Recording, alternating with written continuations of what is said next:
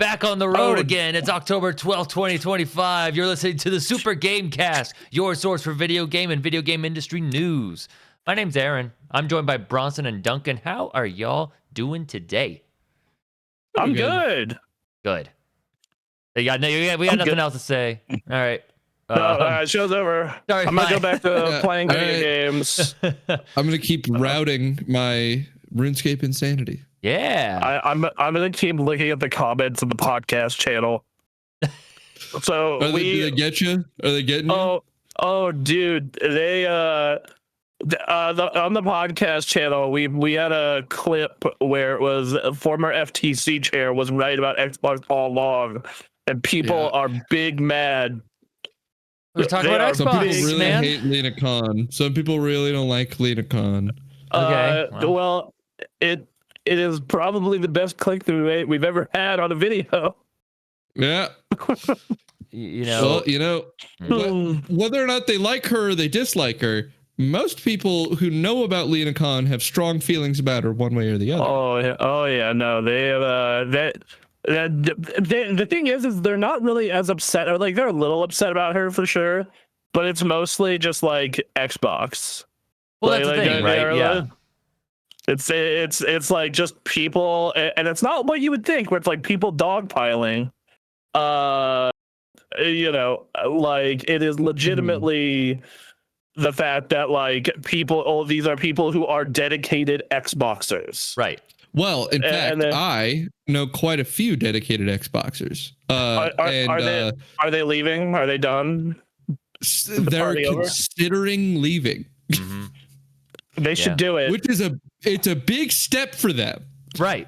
But I played games with my brother and a number of my other friends that are all Xbox exclusive gamers. Everybody's on Xbox there, and I hopped into call, and all day the joke was, "Oh, they're giving us what we want," because there's a tweet by Microsoft that says we're giving gamers what they want when they announced the 50% price increase for no benefits. I like legitimately the video where they announced that opens with we've listened to your feedback, and the first comment is, it's going to be bad when they say we've listened to your feedback. Yeah. So the entire day I have like 5 people going and just making passive aggressive, but they're giving us what we want comments. Yeah. It didn't help that at the same time Xbox Live is just working horribly lately. I don't know how often you guys interact with it, but I can't turn my Xbox on, so no. by an extension of the fact that I have a lot of friends that are Xbox gamers, we hop in Xbox Live parties, and so I've had an issue with Xbox Live parties where all of my audio stuff is working perfectly fine, and I cannot get audio from them. It's showing in the fucking display, in the tests, that I am getting audio from the Xbox game bar, and it's just not true. Yeah. And everything else works fine audio-wise on my computer. So that doesn't make any sense. Yep. And so that's one issue we've been having. Makes me go on my phone to go into the Xbox Live party. Then we've run into an issue where every time somebody gets an achievement in a game, it boots somebody from the party. All right. And so do not achieve. That is the lesson we've learned. Don't achieve anything. Somebody will be booted from the party. Xbox Live parties have had these insane issues, which is crazy because it's been stable before, and it gets updated to become unstable. So I have a question here. So they said they're considering moving. Which, all right, have they said where they're considering moving to? Are they going to shell out the money for a big boy PC? Are they going to go for PS5? So they're talking about moving, but it's as a I'd really like to move thing, and PC, right? Right. The issue is that they're all broke. And PCs are expensive. They are. The reason that they all are on Xbox now is because they have Xboxes. Yeah. And it's cheaper to stay on Xbox than it is to move somewhere else. Right. Further, Game Pass is legitimately still a great deal. I'm gonna be real. If you're not getting the day one games though, which I assume most of them are gonna pay the $30 or they're broke, I think PSN might actually be a better deal. The legacy games are better. They just gotta get a new console, and then they gotta get the games that they're for sure gonna play on the daily. Which, but I also sit here and I go, I do not think Xbox hardware is long for this world. True, like it's gonna have to happen anyway. But yeah, so you might as well rip the Band-Aid off and either go to PC or get a PlayStation. They are paying the $30 Game Pass, and the reason they're paying the $30 Game Pass is because there is a common group activity here that makes its like net cost kind of worth it. In that, what they do basically, like every time we all hop on, is what the activity is just going through the list of Game Pass games, finding something that has enough players, and then everybody hops on it. Okay. Yeah. I think that actually a huge variety of games, and we have. There's so many games that there's always going to be something that meets the player count we need. It's like kind the of last a cool thing way we to use played was Game Pass. It is, but like my question here though is like at that point, why not just drop down to the premium tier? Because there's still like 300 plus games in that. There's just way more games. There's like 100 more, I thought. Yeah, there's 100 games. Fair. I don't know. At $30 a month, that was my point where I was like, I'm good. They all complained about it. They all complained about it a lot, and we're sharing methods to get one more month of not paying $30. Nice. Because if you like sign up for it in a weird way and set things up differently, you end up paying the lower price for like another month. I just got someone's code for 3 months because they bought a laptop. Nice. I am paid through January, but I have canceled auto renewal. Yeah. So I'm finishing this year out because I was doing the math for me personally, and I was like, I literally would spend less money just buying games. Yeah. Right. So right. Well, so on the subject real quick of Xbox people being vocal, to me this calls back to the Dreamcast people. People had opinions at the time about Sega and specifically their coverage of Sega in games media during that time. Okay. Do you have any quotes for this, or do you just I don't have have the quotes memories? off the top of my head. I want to say it was like Jeff Gerstmann talking about like Shenmue or something, and shared some stories about people talking about that. Yeah, like it was very much like there were people who were going. I remember the Dreamcast stuff from the forums, and I remember like people being like very vocal, like Sega can't leave, like they've been around for X generations and all this other shit. And I'm like, no, okay, dude, whatever you say. Look, Sega was cool. I know it's slightly off topic, but I need to ask because you mentioned Shenmue. Okay. Mm-hmm. Is that game like a slow torture? Like I keep seeing stuff about Shenmue 1. Yeah. And it looks like this like deliberately horrible experience. It kind of is. but like there was, that was the thing that was like, because that was Sega's big exclusive and big bet. Like at the time, there were people in the forums on like the last year of the Dreamcast being like, Shenmue's gonna turn this all around. And I'm sure, as you all know now, Shenmue did not turn it all around. It seems like it was a precursor practice to in self-flagellation. It was a precursor to those kind of open world games, though, right? Like, yeah, like Yakuza or Shenmue walked so Yakuza could run. Right. Yeah. Right. So like for the time, it was really interesting. And it was also at the time like a wildly technically impressive game. Yeah. Like, yo, dog, I can play arcade games within this game. That's crazy. Makes me kind of want to play it just because it seems so strange. It's an artifact of history, man. That's an interesting thing to check out. Yeah, like that's actually what gets me to go play a ton of old games, is like I'm just curious as them as like pieces of history. Mm-hmm. Like, oh yeah, and this is why this did all this cool shit. But yeah, no, this does very much have strong Dreamcast vibes, but even like more violent because of the fact that just like they spent all this money and made all these moves and none of them worked out. Huge company, one of the biggest, and just well, they've recently publicly admitted that Game Pass is finally profitable, which is surprising. And now and then they make this big price hike. But they don't also calculate. They don't tell us how to calculate it's profitable, which many people are speculating they're not factoring in the cost of making the games into that. They're just talking about licensing fees, which is the stupidest thing in the world. Just like how I think the way they calculated. So I worked within the Microsoft machine for a good almost 2 years.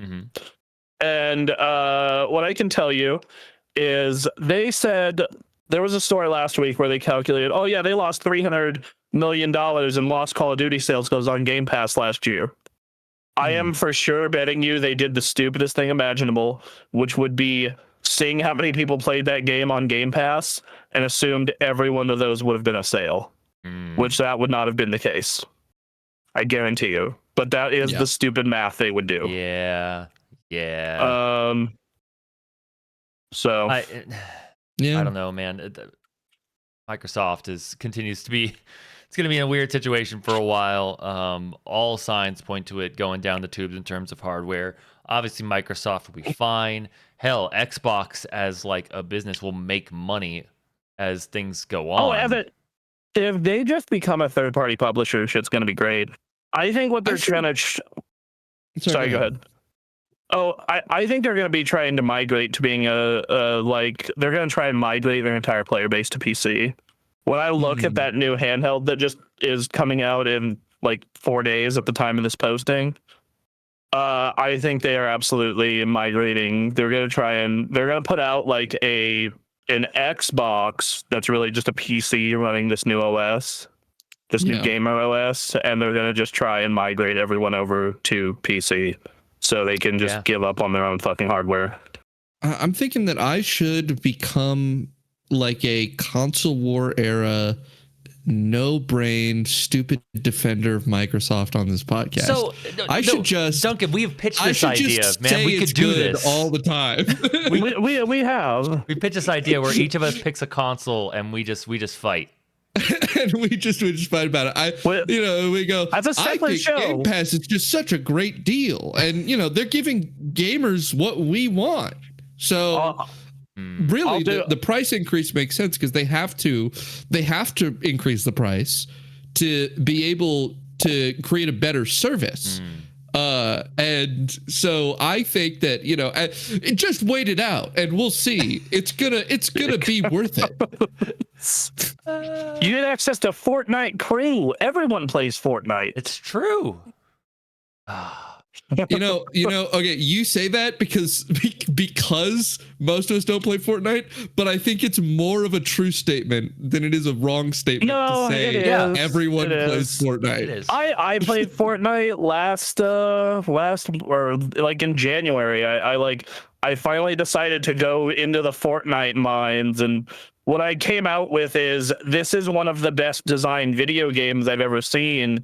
It's just that everything around its menus and the way it handles its monetization practices are disgusting and make me want to uninstall it. Right. It's a game made of dark patterns underneath which lies a really solidly built video game.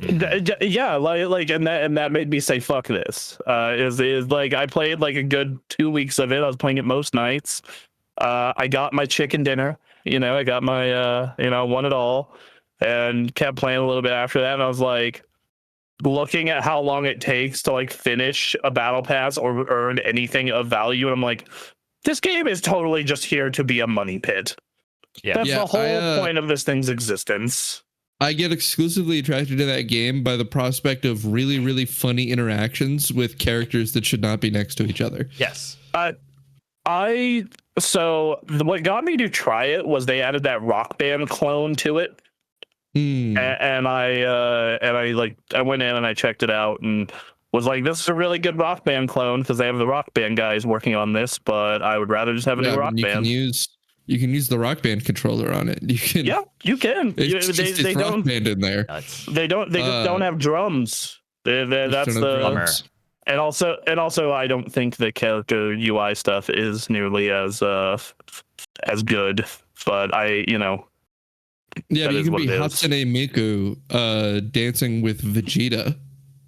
Yeah, but in Rock Band, I was able to make my own dude who looked like fucking he was just on drugs and in the bad part of the band's career where they got famous, then they got all strung out. Exactly. You can play OJ Simpson in Fortnite. What? Yeah, so God, that was hilarious when that happened. So there is a skin that they released that is a custom football player, right? So you can pick your team and you can pick your number. All right. And so it became very easy to just be OJ Simpson because you just pick his team and you pick his number. Awesome. Great. Good job, everyone. That's how you use that technology. So there's a couple OJs running around out there. So this is just, we're already having like a general conversation around Xbox and its dealings. I just wanted to bring up this article came out a couple years ago. This is not a proper news story. We're going to get into the news real quick here, but we don't have a whole lot of news. We have a little bit of time. I want to talk specifically with Bronson about, because I was listening to the Jeff Gerstmann podcast last week, and Michael Pachter, who we used to follow. I don't know if you still follow him. I like follow him on Blue Sky, and occasionally he has a good take, and then occasionally he has a bad take. Right. Yeah. So he seems like a nice person. He seems like a nice guy. He seems cool. I got to meet him at both PAXs I went to, and he is legitimately a super chill dude. Yeah. So. He seems chill. He got some negative press on him, I guess. I happened to miss it. The only way I found out is because of Jeff. But he, in response to, he was being interviewed, I guess, around like the EA, acquisition stuff, and then he was talking about Microsoft and its deals, and then said like the big quote was PlayStation is blowing it. Sony for sure not doing well. That paraphrase that bit. Sony's a terrible company, and they are blowing it in the games business. Look, games are moving to connected TV. So think about all the participants that are going to deliver games the way we get movies via Netflix, and forget about the subscription model. This is funny to me. I had to bring this up with you because this man was on the Bombcast, an E3 Bombcast, over 10 years ago, 12, 13 years ago, talking about connecting consoles to TiVo. And we are currently living in a world where Xbox as a brand is going down the tubes because they bet everything on integrating into TV experience. I think that Michael Pachter is really obsessed with the concept if you give ease of access to software, people will play it. I totally understand the logic of it. That makes all the sense in the world if they can make it work. But the problem is it... Sorry, I was going to say that sounds improperly paired because that sounds like a prediction based on the idea that people are going to continue engaging with their TV a lot, and that has just like TV audiences have been proven to be just diminishing. And so in a future where everyone is still locked in on their TV and that the ease of access point is on their television, that's absolutely true.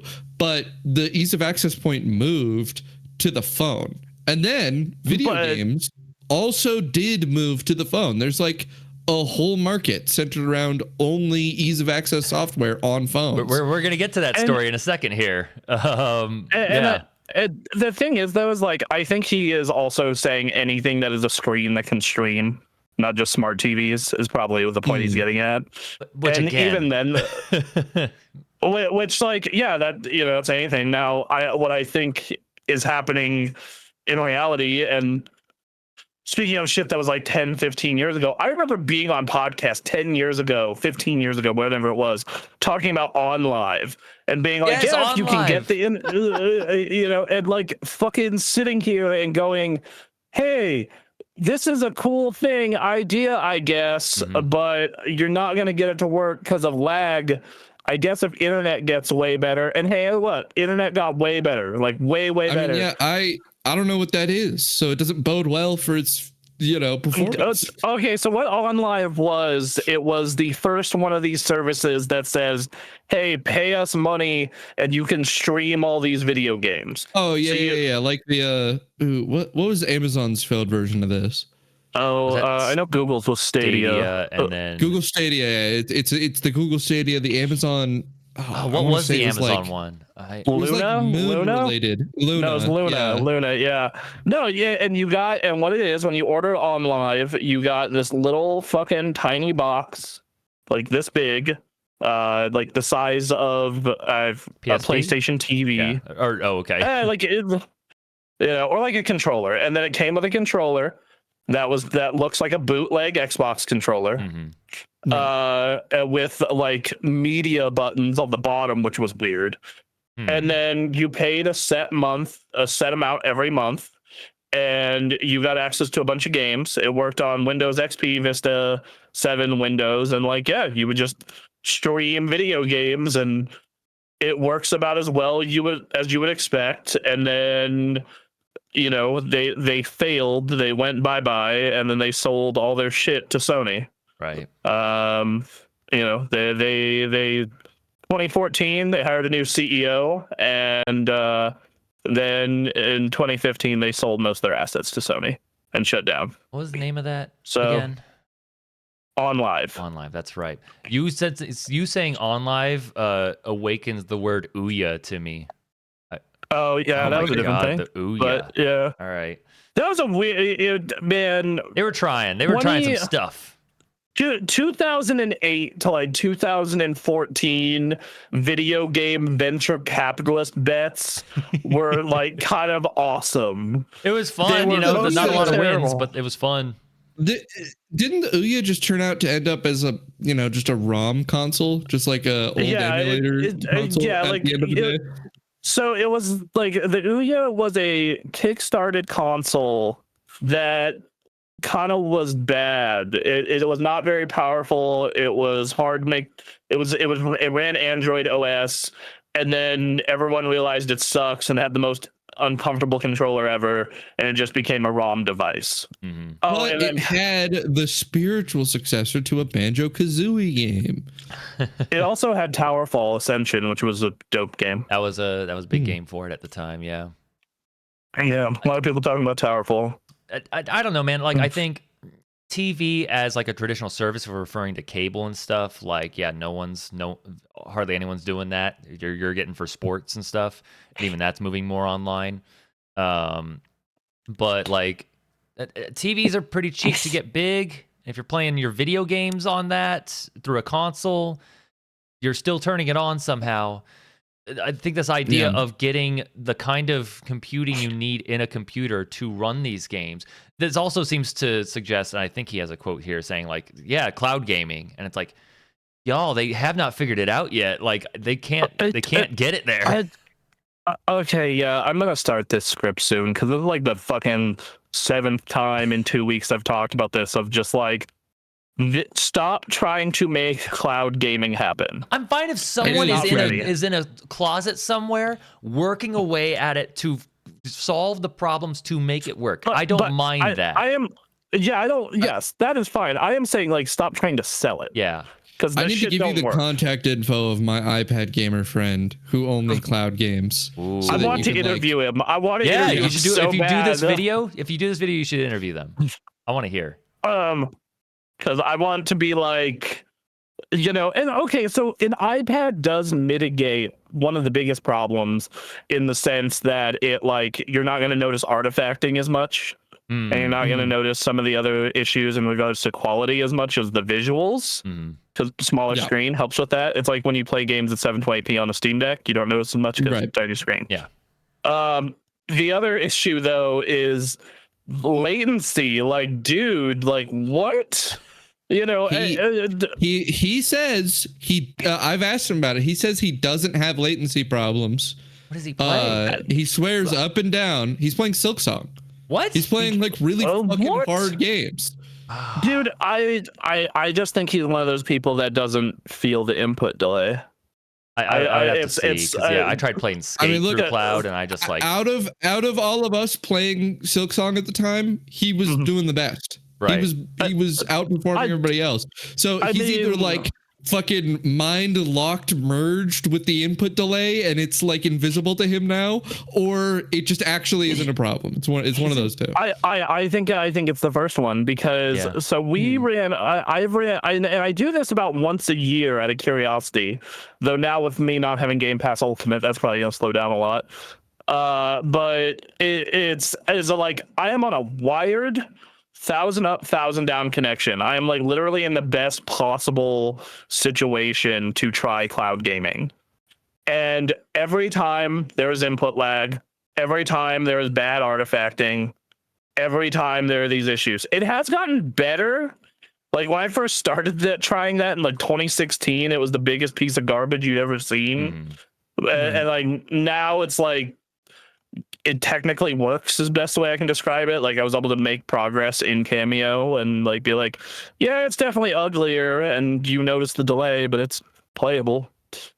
I think the biggest problem he has is lag spikes. It's his internet not doing well for a moment, and he gets a big spike of lag, and it'll kill him during a boss fight, and he'll go, "This is fucking stupid." Which for a hard game, like lag is just another obstacle, right? Like you're in the mindset to deal with it. And then there's what is it? Then and then Wi-Fi has its own spikes because he's on an iPad. So right. I do think that he is also just because I definitely think he's one of the people that gotten used to the lag. And the reason I say that is back in the day, we did a Chrono Trigger Let's Play. And it was... you've mentioned this, where you played it on like a fully 1 second delayed screen. Yeah, because we didn't have any other way to capture footage besides a TV tuner. So, you know... Yeah, but if people are able to just get used to it, then doesn't the latency become so minor at a point that... like the vast majority of people aren't going to have the sensitivity to be turned away from the service based off of the latency increase? So I think it depends on their situation, because if they have alternative options like playing on native hardware, I think they'll pick up that latency and be like, ew, this sucks, and go back to their native hardware. If they don't have an option, then yeah, they probably will. Yeah, but any cloud gaming service is only targeting people who don't have access to the native version. I think it's in mind of the service in general that they're like, we want to provide an alternative for people who can't get the initial investment in a console to be able to play our games still and pay us still. And I think that if you care enough about video games where you're like, I'm going to pay for a streaming service, you probably care enough to go buy a $400 box if their financial situation allows it.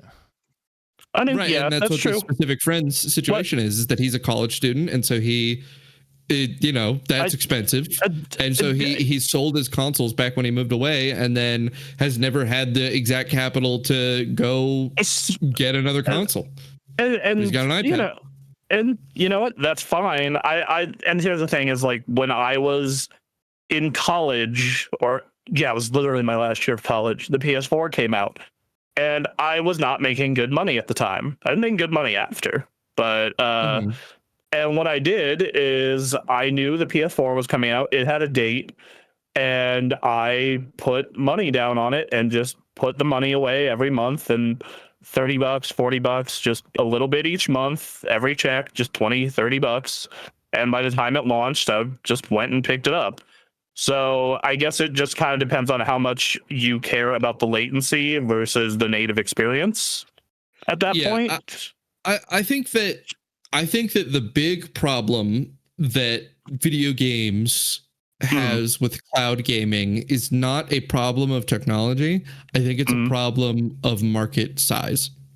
I think that the actual number of people that want to play video games but don't have consoles is low, and that it's not worth the development and infrastructure that it takes to get a good cloud gaming service with enough games on it that people are gonna go, oh, this is more convenient than me buying a console. I think the group of people they're targeting is actually just too small for it to be like a good business strategy. Well, and I think they have this fantasy of like, there's so many people out there who could be playing video games but just will not spend the $300 to $500. It is so many. Well, and it's just like, okay, so here's a scenario. Next PlayStation comes out in 3 years, and these console prices haven't come down, and the economy hasn't gotten better, and we've gotten 3 years progress on cloud gaming. Like, what do you think people try then if they keep hitting this marketing push to get as many video games as possible? I think they hold on to their PS5. Well, for sure, yeah. I think there's one really relevant point to bring up that is often not discussed in the cloud gaming situation. My friend, who is cloud gaming, he's playing Borderlands 4, all right? And we're having performance issues with Borderlands 4, both of us, right? And so are all my friends on console, except him. He is running at a smooth 60 constantly. And the reason he's running at a smooth 60 is because that thing is on a ridiculously powerful server farm running and being streamed to him, rather than running and on his console and like having a memory leak and having all these problems. He gets no performance problems at all while playing Borderlands on the highest possible settings. How many of the rest of you are on console? Everybody except me is on console. That seems like a... If we're gonna make our consoles not great, then problem. Yeah, it sounds like a Borderlands problem more than anything.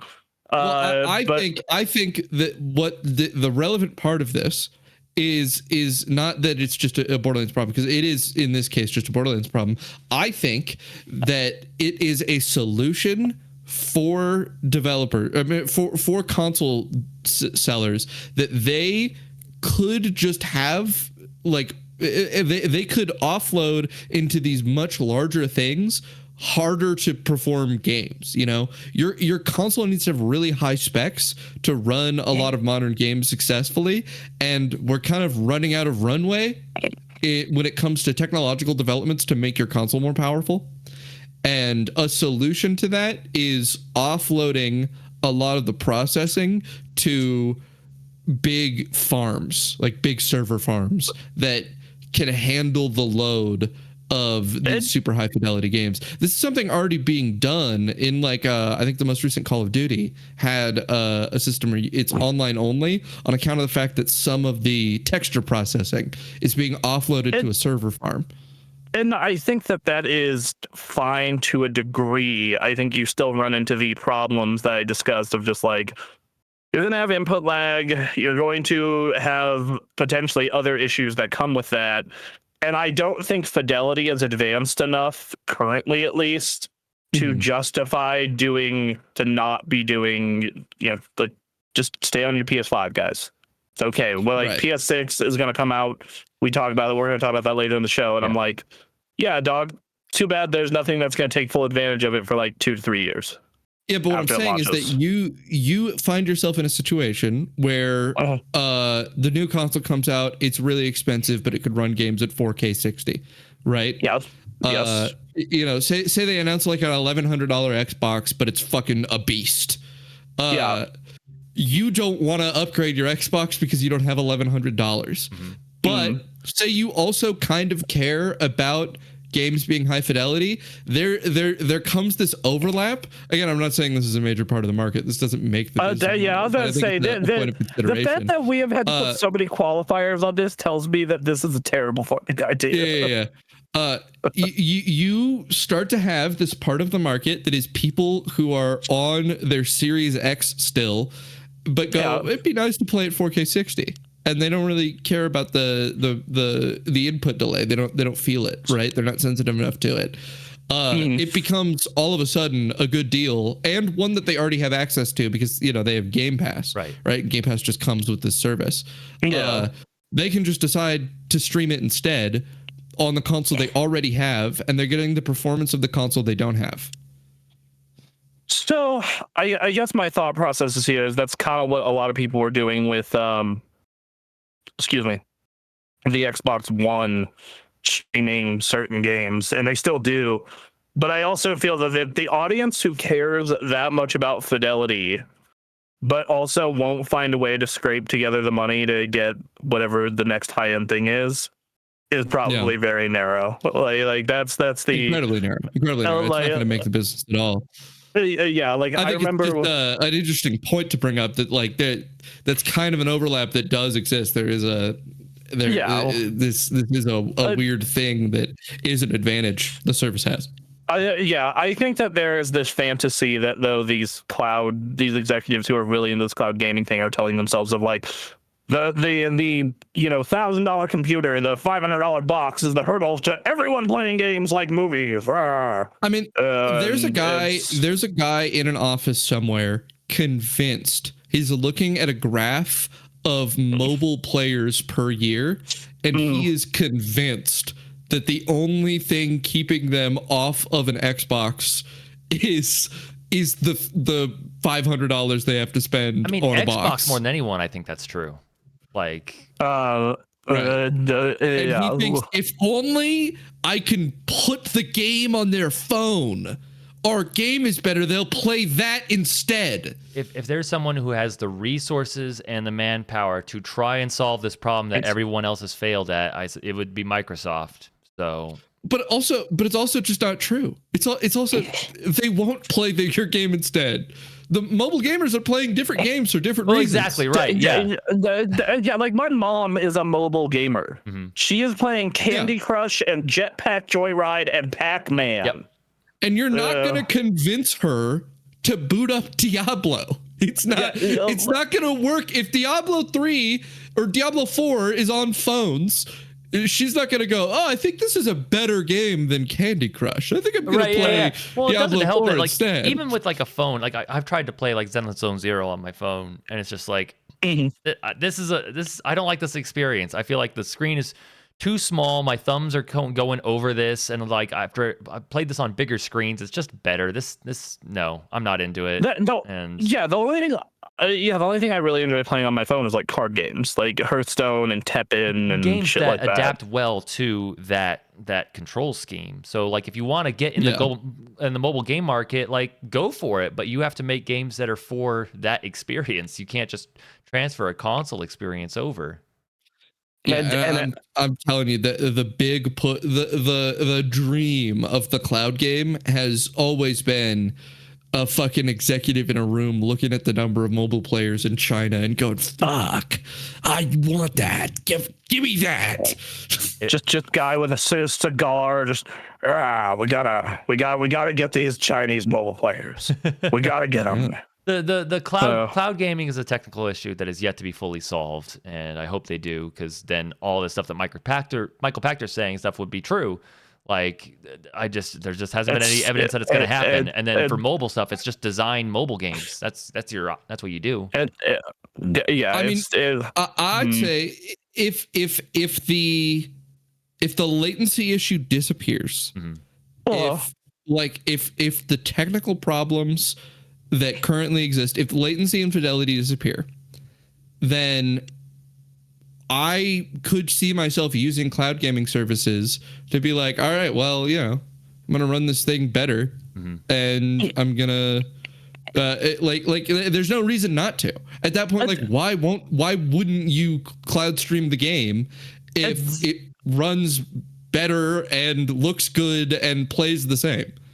That's kind of my thought of like, I guess, if it looks better and you can get the latency down to where my monitors are at, and like all this other shit, sure, but it's just like that seems like a fucking fantasy. I Because, think, well, you know, right.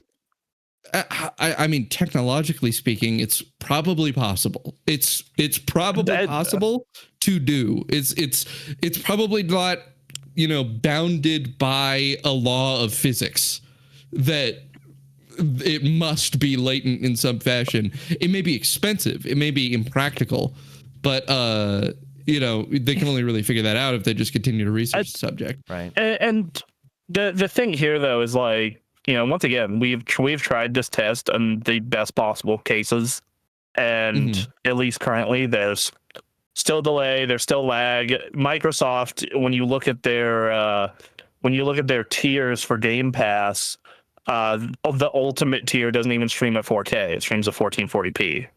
Mm-hmm. You know, like it's so fucking apparent that this shit is not ready for prime time, but they keep shoving it down your throat because they think there's this fucking big open market of people that like, they'll play the video games. The access is the problem. It's like, no, dude. There is a limit to the amount of people that want to play fucking video games. And we've probably reached it. Like, I can't imagine games growing more than they're literally the largest media sector in the world. I like where do you go beyond being the biggest thing? Well, you do what Nintendo does, and they've done this forever, and it was kind of just a coincidence, is you get people when they're young, so you're always having new players come in. But yeah, Microsoft... No one's expecting Hollywood to be bigger than it is now. Right? No. And video games are bigger than Hollywood. Like it you know, it's to the point where it's like you can get people in while they're young, but in my experience, when I was young, everybody was in. Right. And I'm an adult now. So most people I know play video games. You know, I started I started a new job, and every other person my age also plays video games. It's just the degree to which they play them. That 100%. And like the thing is though, is like, I think that is part of that though, is, you know, now it's just culture. And I think that the problem that Xbox in particular is having is like more and more people are leaving their ecosystem and their audience and whatnot, and they're hoping that cloud will help them, and I don't think it will. I think the thing that Microsoft is like, and I you know, this is simply what, if you make great video games, people will want to be in your ecosystem. Mm-hmm. That's it. Yep. That's all you got to do. Well, I mean, you know, there are a lot of people that bitch and moan about Nintendo constantly, but the Switch sells like fucking crazy because they make great games. Mm-hmm. Great games. Yeah, I do. Fucking. Oh God. Yeah, this goes back to like, even if they nailed down the cloud stuff, like they have not been taking advantage of their franchises very well. They've been mismanaging development. Here's the thing. But here's the thing. It's way better if we can get them in our ecosystem without making the good games. It would be really nice if we could just get them in there and not make the good game. How do you do that? Easy. There's one easy way to do that. Be Pokemon. Make one really good game and then coast. Yep. No, you make like 5 really good games in a series and then coast. Yeah, make like 5 really good games and then stop doing that. Stop doing that entirely and just fucking. They did that, but then they came up with their streaming service after the coasting bit. Well, so this is why we go and we acquire, because here's the thing. What if we don't even make the good games? I know. What if we acquire people who made the good games and we coast off of what they got going on? And then we make their games worse, right? Like, we'll if they can acquire someone who and then leave their hands off of them, that would be great. That's never gonna happen. As someone who once again worked internally at that company, that's never gonna happen. Gotta gut that thing. Get that thing, take all the guts out. So out of curiosity, so when I worked on that Xbox video last month, they only had one game in the top 50 highest rated games of the year, and only two in the top 100. Obviously, more games have come out since 2 months ago, so that changed. Okay. They have 0 games in the top 50 now. Oh. And they have 2 in the top 100. Got it. So you know they're doing a real good job of making great video games. And by doing a really good job, I mean they single-handedly might be the reason I lose Fantasy Critic this year. Yeah. I mean, I'm definitely losing Fantasy Critic. I got to do something about that. I just keep forgetting to go into it and like do anything. I know. I only remind everyone like once a week, hey, you should go on there and pick up your last games. I made my moves. Yeah. You did. I see that, and you know, I also see that. You know, I think that those could score well. I looked at those trailers. I was like, this could be something. This could be. I don't know. One looks like it has a presentation, like it's going to have some marketing behind it, and the other one just looks like a good game. So. Yeah, like Avowed and South of Midnight scoring 10 and 7 points literally might be the reason I lose this year. So. Great. Yeah. Which is a shame because like you see like South of Midnight like getting a game like that made that's a cool thing for them to do. That I'm glad that game saw life. And then it just didn't score well. And I think in all fairness, I actually think that game's a lot better than the cumulative review scores say. Okay. I really enjoyed South of Midnight. Yeah. So anyway. You know, I think our discussion has gotten to a point that is a great transition. It is. To our first news story. Let's get into the news. I'm glad we had that conversation. We needed to have that conversation. Thank you to the people who left comments on our Xbox FTC video because that helped. But yes, so all right, first news story. Hey, more than 60% of U.S. game players only buy 2 games or fewer per year.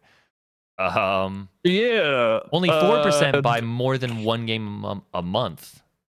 What? All right, I am in the 4%. Okay. Yeah, we're weird. I am. There was a poll done by Matt Piscatella, I believe, during this process where his entire audience, at least was it him? He found so that much of his audience Circana. was This is Circana. It's a workplace. Right. They're like a data firm. But they were unable to get like matching data on account of the fact that anyone who is hearing about it or taking a poll on the subject is likely to be a hyper enthusiast, and so it way skews everybody's perception of how many people buy how many games, because anyone who's even talking about buying games is gonna be someone who buys a lot of games. How many games do you think you guys buy on a month during a year? Per month? Probably once a month, maybe once every 2 months. Let me look at my Steam library history here. Yeah, I mean, now I did buy 3 games this month, so maybe more often. I'm not sure, and I'm gonna buy Pokemon, so that's actually gonna be 4. Right? Yeah. I am 4 now, so I restrict my purchases as much as I can. But yeah, like thanks to Skate in particular, like I'll definitely get, you know, it's not wild for me to buy a couple games a month. Yeah, I think I might actually be a couple games a month now that I really think about it. I do just love weird slop, and it's all usually cheap, right? Yeah. Guilty as Sock comes out, like that's like however many bucks. Like, all right, sure, yeah. See, I'm the one who's spending money here because I tend to like AA titles and AAA titles. On average, though, or triple indie, if that's what you want to call Hades or Shinobi. Sure. But looking at my Steam library and thinking about what I've purchased on PlayStation and Switch this year, I probably buy about 2 games a month. You know, maybe even 2.5. It kind of goes in waves though, because like from January to May, I think I only bought 2 games, but then like last quarter I bought like 7. So it kind of goes in waves. If I had to take guess, I'd say it breaks down to probably an average of 2 per month. Okay. Yeah. So I'm looking at my recent purchases, and I think I probably actually have way underestimated how many games I buy a month. I probably buy like 2 or 3 games a month. Yeah. And then, but they're all cheap games. Right. And so I average to about 1 AAA game a month worth of purchases. And that, because like the average cost of all these things I'm looking at is like $20. Yeah. The big exceptions here are like Borderlands 4. Yeah, Borderlands was a pricey one. That one. And what else did I buy recently? I mean, I'm gonna buy Pokemon. That'll be an exception. But yeah, the vast majority of everything else is just like super cheap games. Like, 7 Days to Die was a thing I bought like 2 months ago. That was like a full 60. That was a bad purchase. Looking at my Steam library, it bounces a lot because like Hades was like $25, but then you have like Metal Gear that was 70, and then you have like Tony Hawk, which was 50, and then Mirage Feathers, which was like 4. So it for me it just varies too much. If I had to take a guess, I'd probably average 50 to 60 per purchase. That would be my guess. I'd say my average purchase is like $20, but I'm a niche gamer. Right. Yeah, you're doing some really interesting things over there. So for this survey, they say only buy 2 games. So games is like any game, discounted game, old game, just game. Yeah, they're talking anything. Yeah. Which, I mean, the Steam audience then is probably not people who answered this survey, because every time there's a Steam sale. Yeah, like everyone I know who has an active Steam account and uses it fairly often, every time there's a Steam sale, they buy like anywhere from 1 to like 7 games. Right. I mean, the study here is clearly done like blind random pop. Like they're taking a random sampling of the population to normalize the data. And if you take a random sampling of the population, the interesting thing is that if you take a random sampling of the population, almost everybody still buys games. Right. Yeah. Yep. Absolutely. Yep. But so then is the definition of gaming like mobile gaming? Because in that case, like the kind of people who are like mobile gaming are like looking for one game that they will enjoy, and they will ride it. People are still playing Subway Surfers, man.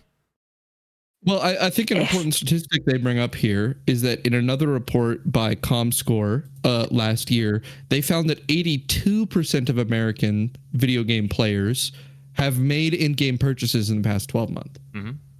Well, I definitely think that's a big part of this 33% of people who buy a game less than 1 a year, because they're just knee deep in a live service game. Right. Like they're playing COD or Helldivers or whatever it is, and they're just deep diving their live service game. Yeah, which makes sense. Yeah, I wish I could be those fucking people, man. I know, right? It would be so simple. It's so cheap. It sounds so cheap and nice. Instead, my brain is like, I want variety. Lots of variety. I question how much of the video game playing audience is playing live service. A lot. Okay, go ahead. So one thing I know from MMOs is that the big problem with MMOs as a genre right now is, and something that anyone who talks about it from these companies acknowledges, is that MMOs is actually a really niche genre. Like a very small proportion of gamers play MMOs. I think live service is probably bigger. It's a lot bigger. It's way bigger to a huge degree. I'm just not sure how ubiquitous it is among this population. So live service. So they're like measuring here. Fortnite, Call of Duty, Apex, Helldivers, Valorant, Genshin, the gotchas. Yeah, like I feel some of these games. I feel like some of this like goes over into the mobile market, though. I feel like if you talk about your gotchas are like much more a mobile market thing than they are like a proper console market thing. Oh, I was just talking live service. This is just yeah. Well, They are live okay, service though. This thing, I feel like it's an overlap. Right. I think much of this 82% that they're talking about isn't from live service though. I think it's probably from mobile. So I actually do think a lot of it is console, because what was it? There was some insane amount. Yeah, over 40% of the time on PS3 and Xbox during January of this past year was just 10 live service games. So that's 40% of pretty crazy number. That for 10 games. And what's even crazier is over 70% of active players on PlayStation and Xbox play at least one of the top 10 live service games. Yep. So, what are the top 10? Are we on it? What are the top 10? Let me find it. Let me find it. Hold on. Give me a minute. I'll give you a minute. We'll do this and then we'll move on to the next news story here, because we had our fun conversation, which has eaten up some time. That's fine. Okay, so Call of Duty. Okay, I'm not. Fortnite. Roblox. All right. Oh, the GTA sports games are on the list. Yes. GTA Online. Mm-hmm. NBA 2K. Mm-hmm. Marvel Rivals. Mm-hmm. Minecraft. Madden. Apex. Okay. Rocket League. Rocket League still up there. Mm-hmm. Good for them. And wow. Destiny 2 used to be there, but that's obviously changed. It has changed. But I'm yeah, surprised I just didn't even connect Minecraft as a live service game because it isn't for me. I understand that. Yeah, it's like it doesn't feel the same. Not only does it not feel the same, it actually, practically speaking, is not a live service game for me. I play Minecraft Java Edition. Java Edition is not live service. Well, so yeah, you're playing the Java Edition, but like Bedrock Edition is live service, though. So, and here's the thing that, it's like Street Fighter is technically a live service game, but the way I interact with it is not even close to that. Yeah, and it seems like the way they monetize it isn't even close. I've heard they have not very many like paid cosmetics you can go after. Yeah, it's characters, costumes. What they really monetize is customizing your avatar for the avatar battles. Yep. That's like the really big fucking money pit. But yeah, feels like it's not what people would want to spend their money on, though. And I feel like they want character skins. We'd think. I mean, they did just put out Zangief Costume 4 that was like, which was, robot Zangief, and that's doing well. All right. Yeah. So yeah. I don't know. It's interesting. I think it comes down to how you define the gaming audience, and I think that drastically changes things. And we're not big mobile gamers, so I don't know. It feels like it's all part of the gaming market, but I don't really know what's going on over there. So there's a veiled wall of mist between us and the casual market that we can't truly see through. Just can't do it. Yeah. I don't think that, even when I do play on mobile, I don't think the casual mobile market is playing Tekken. Sure. Right. Exactly. Yep. So. All right. So that's that news story. But you know what? Apparently everybody is playing. What is everyone playing? For our next news story. Oh. The Nintendo Switch 2. People are playing that. Nintendo's console is 5% ahead of the previous record pace set by Sony's console. Switch 2 continues to break US launch sales records, selling more than its first 3 months than PS4. So 2.4 million life to date over its first 3 months.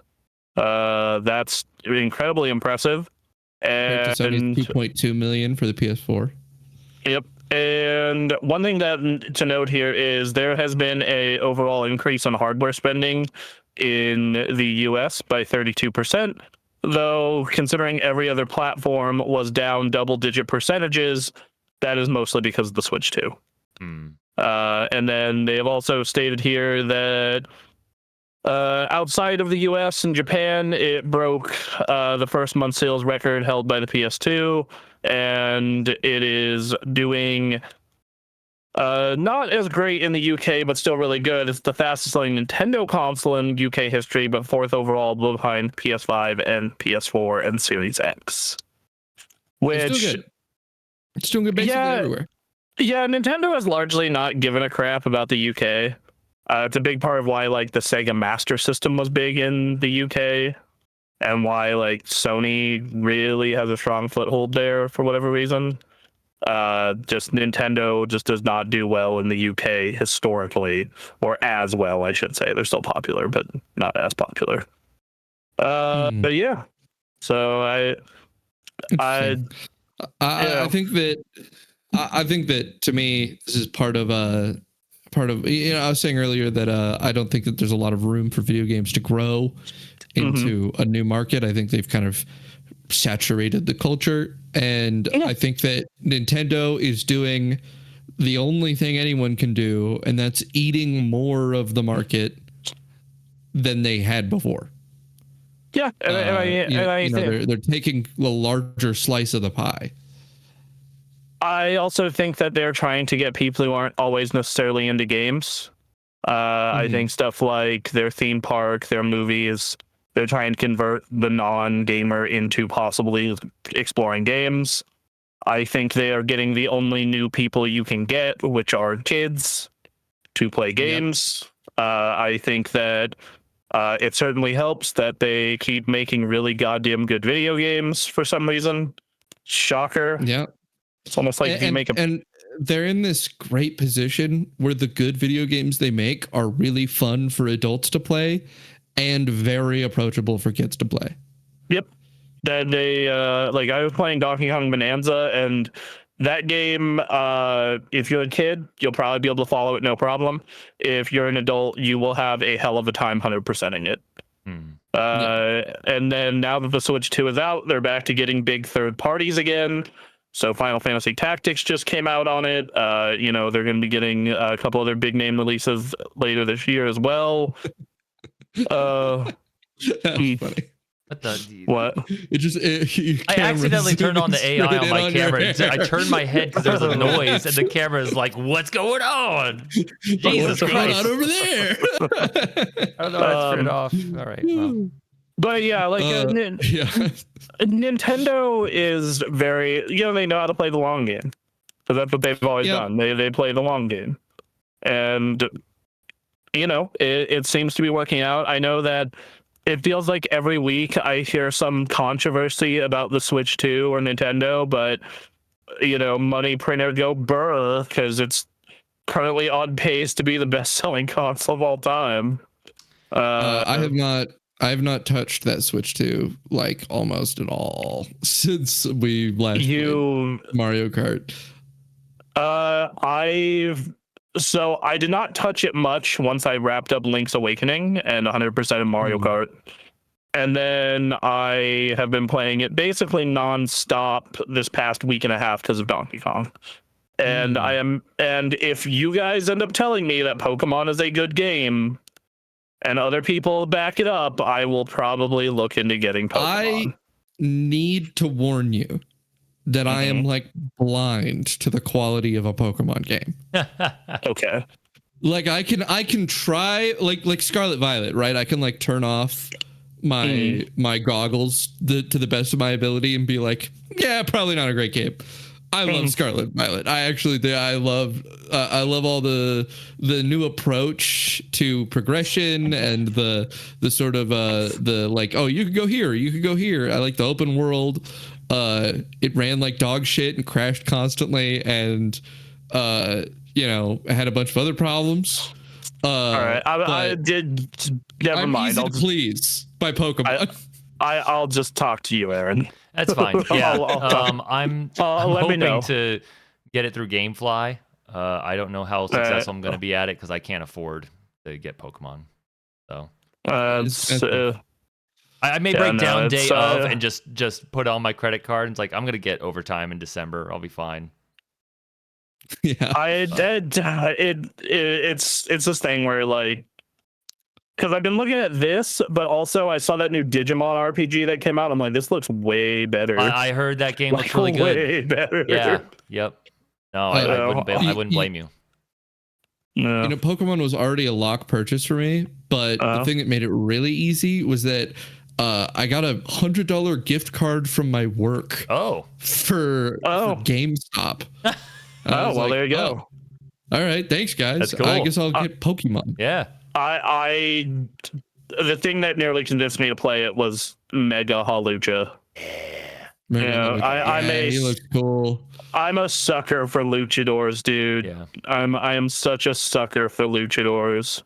They had advertising. They made a whole cut scene between Mega Halucha and Machamp fighting. Yeah. So there's a video that I need to bring up that a friend of mine made, probably 6 or 7 years ago. About Pokemon Z, where it was like this joke video of like, recent leaks have concluded that actually Pokemon is going to be releasing the new version for Generation 6, Pokemon ZA. And this was before ZA was like anywhere. Nobody knew anything about this. And he made a whole video that was a joke about Pizza Zygarde. All right, yes. And it was Pokemon ZA. And then the fucking game was ZA. It was insane. It was the most perfect pull I've ever seen. Yeah. Not since Wii U. Not since Mega 64 predicted Wii U. Have we had such, wow. We had something similar on the old show where I predicted Mr. Pandaria. Oh. And I was like, wow. Fucking what? Okay. But yeah, so no, I think that Nintendo set themselves up for the long term. They set themselves up to grow in smart directions. I feel like Sony is just trying sort of something similar, just not doing it as well, because they keep trying to expand into movies and TV, but those have had mixed results. Right. Yeah. And then I think that they only have one game that appeals to kids. Yeah. So yep, Sony, I mean, they're doing better than Microsoft. Well, let's talk about PlayStation. How about speaking of Sony? Speaking of Sony, Mark Cerny, special boy, who works on the video game consoles, has been talking about some developments, I guess, in technology for a future console that we assume is a PlayStation 6. Yeah. Well, so what they're talking about here is less specifically a future console, but more so the natural consequence of discussing the technologies here points to what this would be included in would be a future console, right? So I feel it's no secret that Sony would obviously eventually make a PS6. They can't just have PS5 forever. And I think that, this is less of him going, the PS6 is coming, and more of a, they're talking about Project Amethyst, and they're like, yes, this is the sort of thing you would see in a potential future Sony console. Project Amethyst in this case being a joint project between Sony and AMD to develop better technologies for console infrastructure. And they have 3 primary technologies that they are speaking of in this case. It's neural arrays, radiance cores, and universal compression. And so a neural array is basically just scaled parallel processing between different processors, which means you could theoretically put multiple processors in to process a large thing rather than having one super powerful processor, which would allow you to, make higher fidelity things on account of the fact that it can handle more than one processor could theoretically do on its own. The real ironic part of that is that almost sounds like what the Cell was. Right. What was the Cell? The Cell was the infamously giant pain in the ass chipset to develop for the PS3, the Cell processor. I see. All right. You had to what you had to do is send different tasks to different special processing units called SPUs. So you would offload the physics to one SPU, offload one thing to another SPU. Yeah, that's a historical problem that they've had with the concept of parallel processing. Basically, the development here is that you can take an individual process and split it among multiple cores without having to designate like specialty, and it could be the same process, like, and then the net computing power of the system can be used to process that individual process, making it faster. Whereas historically, you have to have one thing doing one process because it can't synchronize the results of multiple cores processing one piece of information. Like there would be desync issues, and then the outcome would be wrong, right? Because it's not working with complete information. So they've apparently solved that to some extent, allowing them to create a neural array, likely named for the fact that that's how our brain works. Our brain doesn't have this problem. We have lots of little bits processing one collective piece of information separately for one outcome. But that's something that we've had a hard time doing in computers for a very long time. What this will end up helping is FSR or PSSR. It'll make them better. It'll be better scaling tech is what this is going to result in. Yeah. That particular one, at least. Second technology, Radiance Cores. Radiance Cores is basically just a dedicated core, which is actually similar to what you were just describing, which is a special processing unit. It's effectively a special processing unit just for ray tracing. So they already have these on graphics cards. Yeah, they do. These exist, and I think they exist in the PS5 Pro even. It's just there's a difference here, though. The difference here between what they currently have on graphics card and what a Radiance Core is that the Radiance Core, it's like whole chip is specifically designed ground up for ray tracing. So you can create a dedicated core for ray tracing, but it's still a normal like GPU processing core that's just only being used for ray tracing, right? Which is it's good for ray tracing because ray tracing requires a lot of dedicated power, and so you want to have dedicated cores for it, but the infrastructure of that core is not designed just for ray tracing, right? And that would be like literally the print on the circuit is not designed to efficiently handle that process. So the idea here is a Radiance core is a GPU core that is like printed specifically with architecture for the process of ray tracing. Got it. So they're very similar to NVIDIA's Tensor cores, but yes, a little exactly. Yeah. Okay. Yeah. All right. So it's basically just Tensor cores. Got it. Yeah, it's Tensor cores, but with a different process in mind. Okay. Fair enough. And then the most interesting one to me here, universal compression, it's basically a universal compression algorithm for any piece of data handled by memory, right? So right now you have this issue where a lot of information needs to be sent to memory for it to be actively recallable in a game, right? If you're playing a game, there's a lot of things that need to be actively pulled. They take up a lot of memory.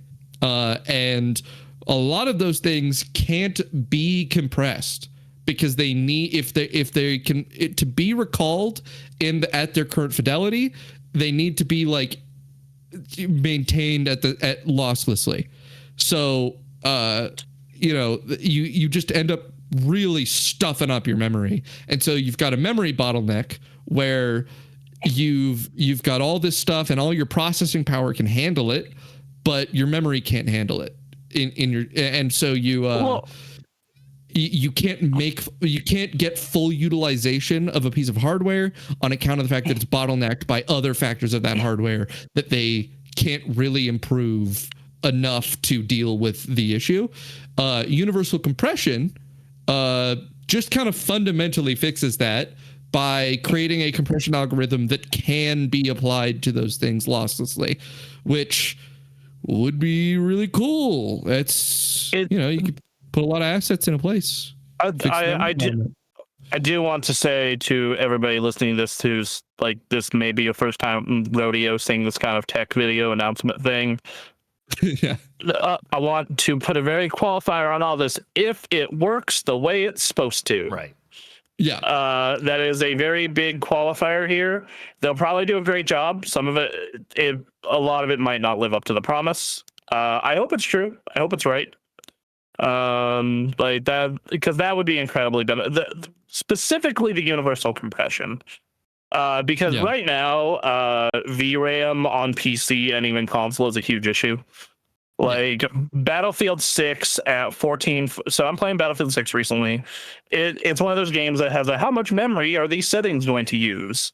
And if you max that game out entirely at 1440p, it's using like 13.5 gigs of VRAM. So, which is basically an entire PS5. Or almost a PS5. And then same with my GPU. It's using almost all of my 16 gigs. So, like that is something so that would be incredibly beneficial. They're also implying this tech might not be exclusive to PS6, which they're probably going to put it in AMD's next graphics cards. Yeah, it'd be AMD tech, not Sony AMD tech. You know, it's something that'll just end up in anything AMD makes. Well, yeah, Sony will probably, similar to PSSR, Sony will probably have its own special sauce, because when you have a console, there are certain benefits when it comes to developing for a console. Like, you can get a little closer to the hardware. You don't have as much OS bloat and other shit like that. They'll probably get a little extra juice out of it. And Sony will have their own proprietary bullshit with it, I imagine. But, yeah. So... It's exciting if it works. Technical story. Yeah, it's exciting. Yeah, very exciting if it works. Yeah, and it's exciting for graphics cards in the long run. Like it's excited for AMD specifically because I want to see competition for NVIDIA. Right. Yeah. Just Well, this story, if it flexes my technology brain, I usually am not so directly engaged with the nitty gritty of the tech of things. I like learning about tech. Yeah. I'm just not usually going like, what's the bleeding edge of what these things could do right now? And it's like, oh God, you're making me recall all my knowledge of CPU infrastructure and GPUs. Yeah. If you want more of that, Mark Cerny's got some videos. You can find some Mark Cerny talking about shit and on YouTube, and it's fascinating. I can listen to Mark Cerny talk about tech all day. Yeah, I love that man's tech descriptions and discussions. It's also like just really good ASMR. Sure. Yeah. like I feel like I could put on Mark Cerny telling me about system architecture and take a nap. Well, I hope you enjoyed technical conversations about what's going on in these GPUs, because we're ending our news section with drama. It's where we're going back to brain rot. Drama. Let's go. Hold on, let me get my skull. Alas, poor Yorick. I knew him well. Uh-huh. All right. Halo art director leaves after 17 years with cryptic message suggesting it was on bad terms. Quote, stay strong, take evidence when necessary, and find where you belong, which is what you say when you leave a company on good terms. Yes, I'm sure he's very happy. Also saying... go ahead. Go ahead. I was going to read the full Yes, I want the full quote. Oh, please do. Please do. I was just about to do that. Good. He says, as of today, after 17 long years, I am officially no longer contributing to the Halo universe. There is little more I can say for the moment, though I intend to share this particular story in its entirety when it is absolutely safe to do so next year. In the meantime, I have a message for anyone and everyone who needs to hear it. I know that the state of our industry seems dire, but never forget that you are free to choose. No illusion of security nor promise of wealth or fame or power is worth trading away your health, your dignity, your ethics, or values, and no one can force you to. Stay strong, take evidence when necessary, and find where you belong. Yep. So there have been a lot of rumors coming out of Halo Studios recently. Okay. About there was a stuff during the development of Infinite about contractors. And apparently, like 2 years ago, they cleaved a ton of the studio. They really just gutted them real good. And apparently, there's a bunch of stories about them, like the game. They're working on a remake of Halo 1 in Unreal 5. Halo 1's getting the Unreal 5 treatment. And apparently, they're going to be working with Virtuous on that. And it is also going to be using a shit ton of AI to help make it. Oh, okay. So, man, all right, yeah, okay.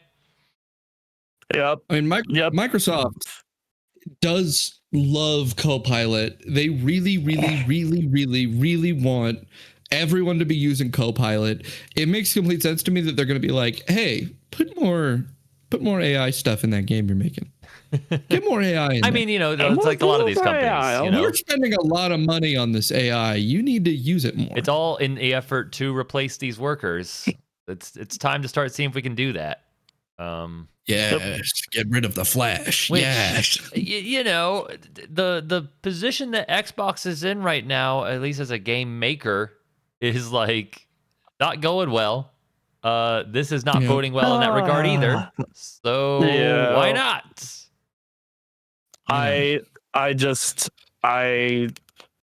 We find out on the 24th. Yeah, the 24th, where the future of the series is going. It's a deep dive panel on the community stage that you won't want to miss.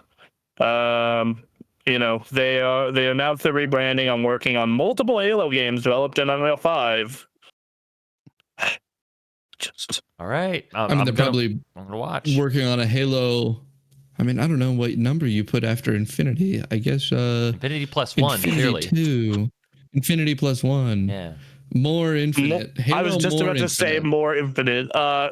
Well, they're working on a remake of Halo 1 is basically what every leak in the world has said. Right. Yeah, they're probably working on both is what I'm saying. That saying multiple Halo games. You want your retro stuff and you want your latest and greatest. I was talking with Anthony about this recently. Halo does feel like the biggest bag fumble in the history of video games. Such a fumble. It's such a fumble. I mean, last time I was over at your place, we talked about it for forever when we were doing the cartridge tasting, where it's just like, God, it's such a fumble. Yeah, because it's just like you were the second biggest franchise in the world when Microsoft took over, buying only COD. You were a household name, and over the course of 12 years of consecutive fuck ups, now you are just a B tier live service game for dads. The fact that Halo Killer used to be a term. Mm-hmm. Yes, right? Huge, like people used to advertise their games as Halo Killers. That's so addictive. You had so much, and you found. And the thing is, Halo Infinite. I'll stand by this. Halo Infinite is the best one since Reach. Sure, yeah. Arguably since 3. It had a fantastic campaign. The multiplayer, the grappling hook is the best Forge in the history of Forge. Yeah. Top 3 multiplayer for the franchise as well. But the way that they handled the release of that game, it completely fucked it. If they just delayed it another year, which I know would have sucked, but if they would have just delayed it another year and put out the finished product where they had the full Forge and the co-op and more maps in the multiplayer, that game would still be just cruising. I think there's one pretty easy solution that they could have used in hindsight to really make Halo probably a way bigger franchise than it is now. They could have taken the bat that they were beating Bungie over the head with for years, and they could have just put it away. They could have just put the bat away. They could have stopped hitting Bungie with the bat. Bungie stopped after Reach. It was 343 that took over from 4 onward. Okay, but the reason they stopped after Reach was because of all the bat wounds. Because of all the wounds on their bodies from being hit by the bat. Okay, so double-edged sword to that is I feel like this is like the one case of two terrible companies make each other better. Because I think Bungie has been significantly worse since Microsoft stopped riding its ass. And I think Halo. Well, I think it's because of the bat they're getting hit with. Still, they're getting hit by new bats. Yeah, but even when they weren't getting hit by bats, they were independent for like 2-3 years there, and they still kept fucking up. When they were independent, they were hit by one even bigger bat than the rest, and that's being broke. Yeah, so, but you look at Bungie's most successful period, it's when they were being beaten by the Microsoft bat. Because they had the softest bat. They did have the softest bat. Yes. So it was a wiffle ball bat. Yeah, it was annoying. It was like just stop it. Versus they left because they thought they might be able to not get hit by the bat. They thought maybe the next place we go won't have a bat. And then Activision uses a metal bat, and they're like, "Oh fuck." Yeah. So they realized the world in general, just being independent, that's a wooden bat. It was actually kind of worse than being hit by the Microsoft bat. And then they go to Activision, they had a metal bat. They were, oh shit, that's a bad bat. So they left that one, and then they went back to being independent, and now they're getting hit by the wooden bat, and they're actually kind of pleased about it. Yeah, they're like, yeah. Well, right now it looks like Sony's loading up a gun. Sony's loading up a gun. In development is a series of bat wounds. Jesus. I just think because a couple developers throughout history, you know what Nintendo does to their internal developers? They don't hit them with a bat. It's a crazy concept. It's this crazy new approach of not hitting them with a bat. So, and then like Sony, from what I've heard about Sony's internal development practices, is like, as long as you're like meeting deadlines, they don't hit you with a bat. They try not to hit you with a bat. Unless they want to own you, which is they're pulling out the gun for Bungie because they don't actually own Bungie. They own part of Bungie. They have a deal. Bungie. They have a deal where if they shoot Bungie, they get to have the rest of it. I want to say that Bungie also very much lied to them about their position before buying them. Yeah. They lied their asses off. They said, we've had a couple of years where we haven't been getting hit by a bat, and it's going great. And then they go, all right, great. Yeah, we'll acquire you. They acquire you, and they go, wait a minute. Are you covered in bat wounds? Are those bruises all over your body? So the answer is then Bungie needs to get a knife. Bungie does need to get a knife. Bungie needs to get a knife. Knife versus bat. There you go. In this case, a knife is a rich man who really likes what they do and doesn't care if they make money. Right, yeah. Which I, unfortunately, in the current state of the video game industry, I don't think that is any publisher. Nope. I think that you maybe could have gotten away with it with Microsoft a decade ago, provided that you put out games that did pretty okay. Yeah, but yeah, like I think that Bungie was a studio that needed, like, it was this really weird management of Microsoft being demanding and Bungie being like, fine. And then just, dude, it has been negative for both. They were a mega crunch studio that was putting out some of the best shit Microsoft's ever had. And Microsoft was deeply unthankful and made a lot of the people who worked on Halo, like, they didn't help them become successful on account of their success.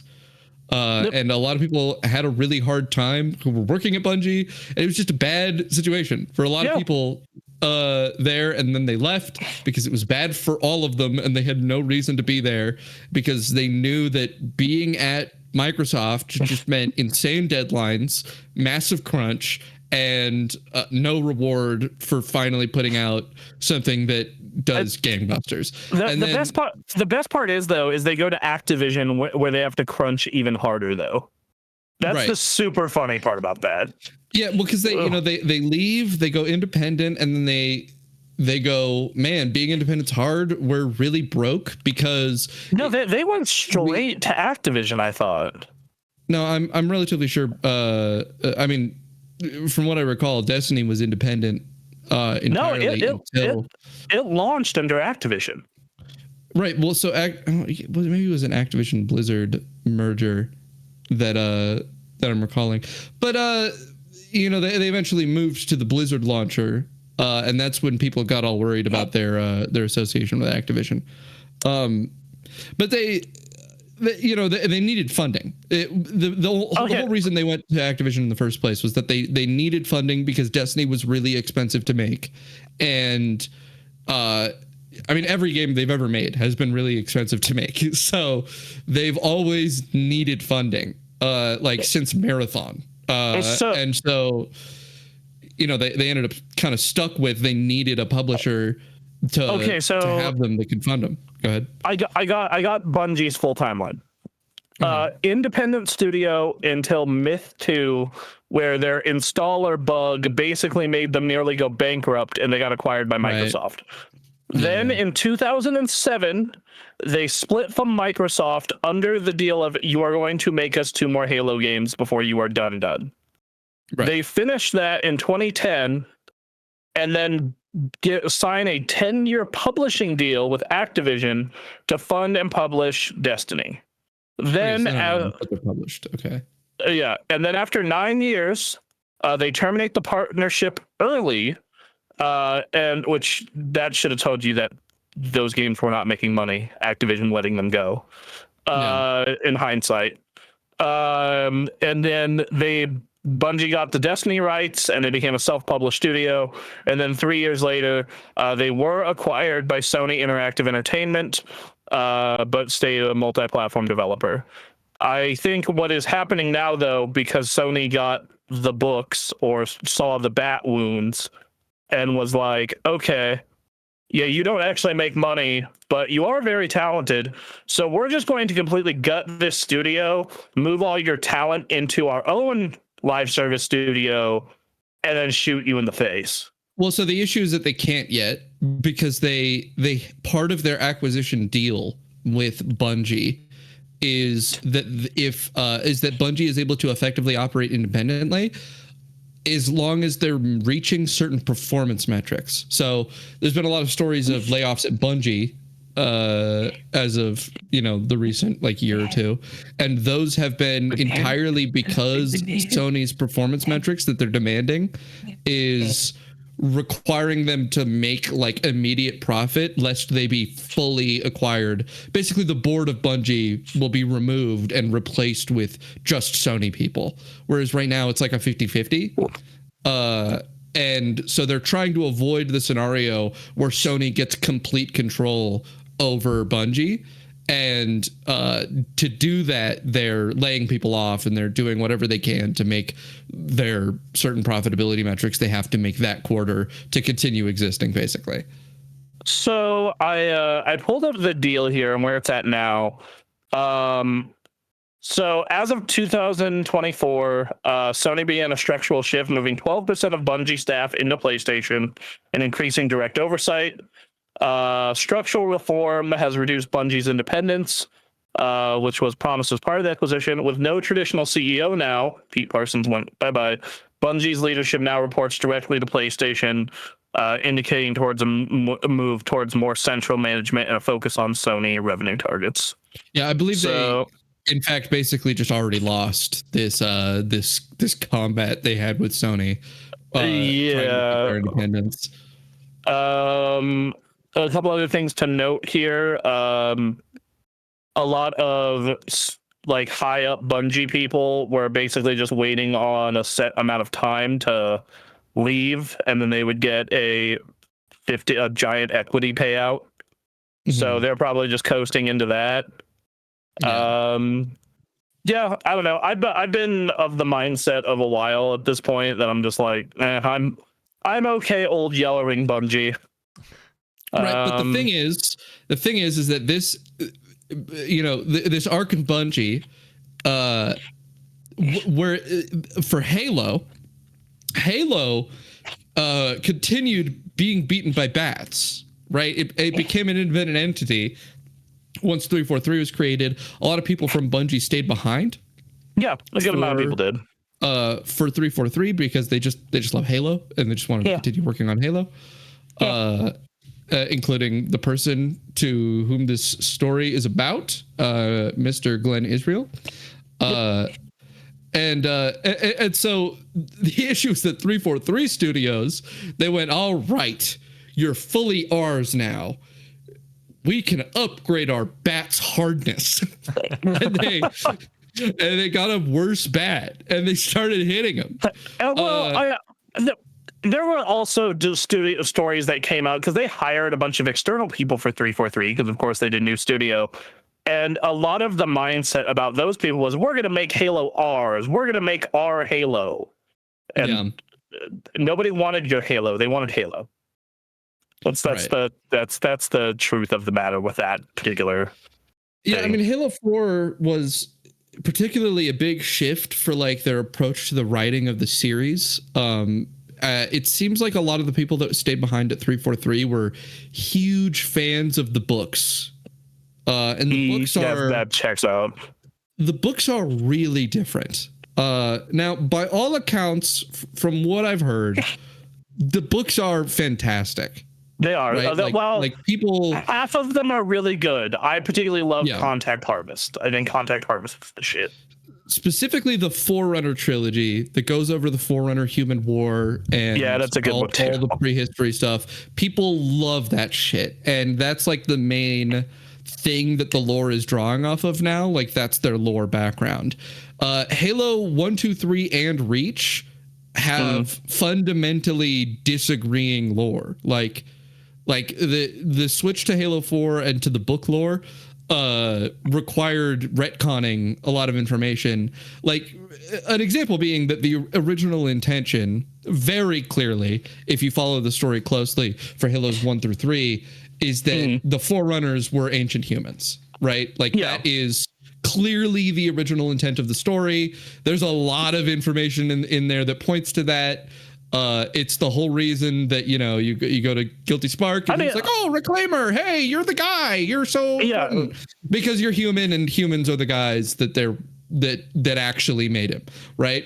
But the books say, no, actually Forerunners are a fundamentally different group of people. And there were ancient humans, but they didn't get along with the Forerunners. It was a different thing entirely. And there's just a lot more high sci-fi stuff that in there that's like, obviously Halo's always been very sci-fi, but it's like really fucking super tech level sci-fi shit that was not originally in the Halo trilogy and Reach, that changed the direction of how they wrote the story, in that they were trying to get more of that in, and they definitely did, right? Halo 4 has a lot of stuff from the novels in, and so does Halo 5, and it actually displeased a lot of people because it shifted attention away from the stuff that a lot of the common audience was into. And this was paired with a development shift where they were giving them less like dedicated crew that were just the Halo contractor team. It was a lot of contractors, and then a lot of contractors, and then like there was obviously a huge design shift in multiplayer. It really felt like the multiplayer went to, in 4 specifically, Anthony and I went to capture a bunch of Halo footage recently, and when we're playing MCC of Halo 4, this does not feel like Halo. This feels like some bastardization of Halo and Call of Duty morphed together. It feels like the guys at Respawn didn't get to make Titanfall yet. They said strip all the stuff out, strip all the movement stuff out, and adds only sprinting, and then make it feel jilted, right? But like it doesn't feel like Halo, and it doesn't feel like Call of Duty either. No, it feels like a bastardization of the two molded together, and it's like it's very unsatisfying. Halo 5 was closer to what Halo is. It's just it kind of reminds me of Halo 2 in the fact that it is wildly competitive. Halo 5 as a competitive multiplayer game is actually awesome. It is super good. but they don't understand the party element of Halo. And actually, Halo Infinite was fun. Oh shit! Just dropped my phone. Halo Infinite is like actually the closest they've ever gotten to 3 Reach 2, where it's like, yes, it is a good competitive game, but it is also a dope party game. Well, you know what my biggest problem was though? I was a kid when Halo 4 came out, right? Yeah. I was in middle school, and I was a big Halo fan. Same. Me and my dad just obsessed with Halo, right? It's one of the only games my dad's ever played. My dad, he's played a ton of Halo and a ton of Diablo, but mostly Halo, right? And it's all, it was a big bonding thing for us. So I was really hyped for Halo 4, and it came out, and the fucking suits look bad. That was most of them are very ugly. Most of them are very, very ugly. My biggest problem. I think that this was likely because this is what I heard from everybody. Everyone I knew. Again, I was in a group of people that all loved Halo. I was in a semi-pro Halo team in high school at the time. Like it was, I was big in Halo, and everyone fucking hated the way Spartans looked. The weird muscle, like it was a bunch of exposed muscle suit. And it's like, what the fuck are you doing? Why did you make less armor on there? Well, and the phrasing used from internal conversations was, we wanted to make our Halo. And it's just like, right. It goes back to, okay, but the audience doesn't want your Halo. They want Halo. Which is what Infinite was. It's just Infinite was an unfinished game. Well, and the weird skin suits, they also match a lot of the art for the ancient humans in Halo lore. So it was like, we're getting them. They're starting to look like this because the humans, and it's like, I don't fucking care. Master Chief is a walking tank guy. I want to be that. Yep, absolutely. Man. All right. Yeah, but we were all big Halo fans, and we're going to continue to monitor where Halo goes. No, we're going to be watching this Halo thing that comes out, and you'll hear about our thoughts on it. Regardless of our stances on Xbox, Halo is literally where this podcast started. Was born years and years ago. So. Yep. We'll always be kind of tied to it. And we're going to play Halo next Saturday. I'm excited. We're going to play Halo next Saturday. Let's see if we can stream it. It'll be good. Everybody get Infinite and MCC installed. All right. I just messaged Parker. Yo, get both ready. Okay. Let's get it. Good. I'm ready. All right. And that is the news section of the podcast. It's a little lighter, but allowed us to sit and talk about some of these. So that was nice. Yeah. We certainly made it long. We sure did. So we played some games and we want to talk about them, but it's going to be almost lightning round. We're going to get a couple minutes, 2 or 3 minutes, maybe. Probably more. Yeah, knowing us, but we're probably gonna run long. Yeah. We're gonna run long today. Fuck it. I mean, we're not working off of any kind of bound unless somebody has something to do. So like we try to keep it 2 hours, but if we go to 2:30, I'm not gonna cry about it. Right. I guess I played the newest, biggest thing though, which was Battlefield 6. Battlefield 6. So they have 6 fields now instead of 5. Finally.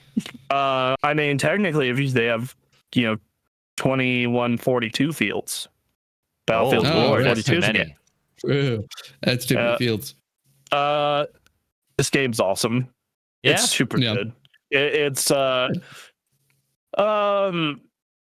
a lot of debate in the community about how much run and gun there is. Like, if you there are people who are kind of expecting this to be Arma. And it's sorry, phone went off.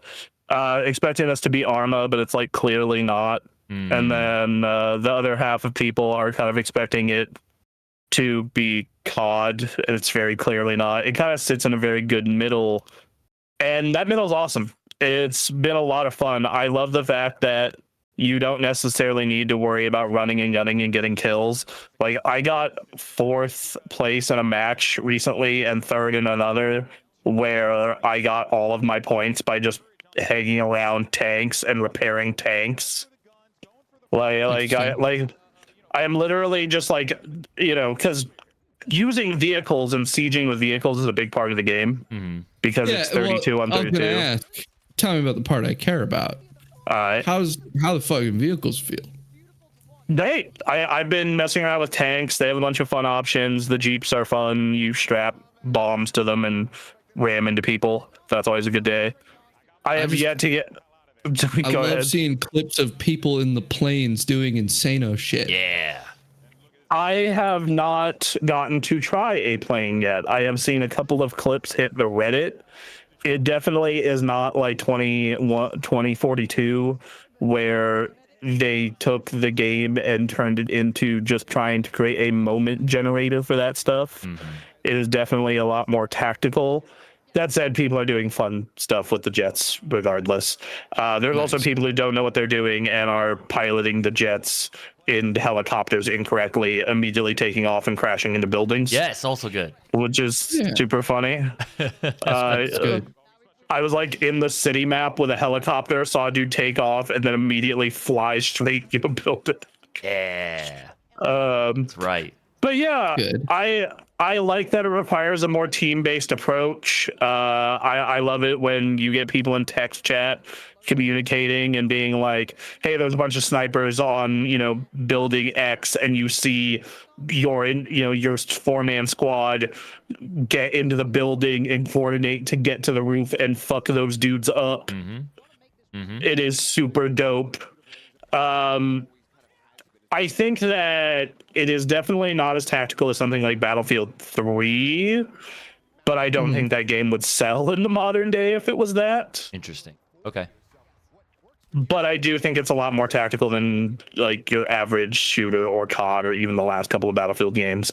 And that makes it a lot of fun. Looks gorgeous. Super, at least for me, super well optimized. Like I've been getting over 100 FPS, maxed out 1440, no problem.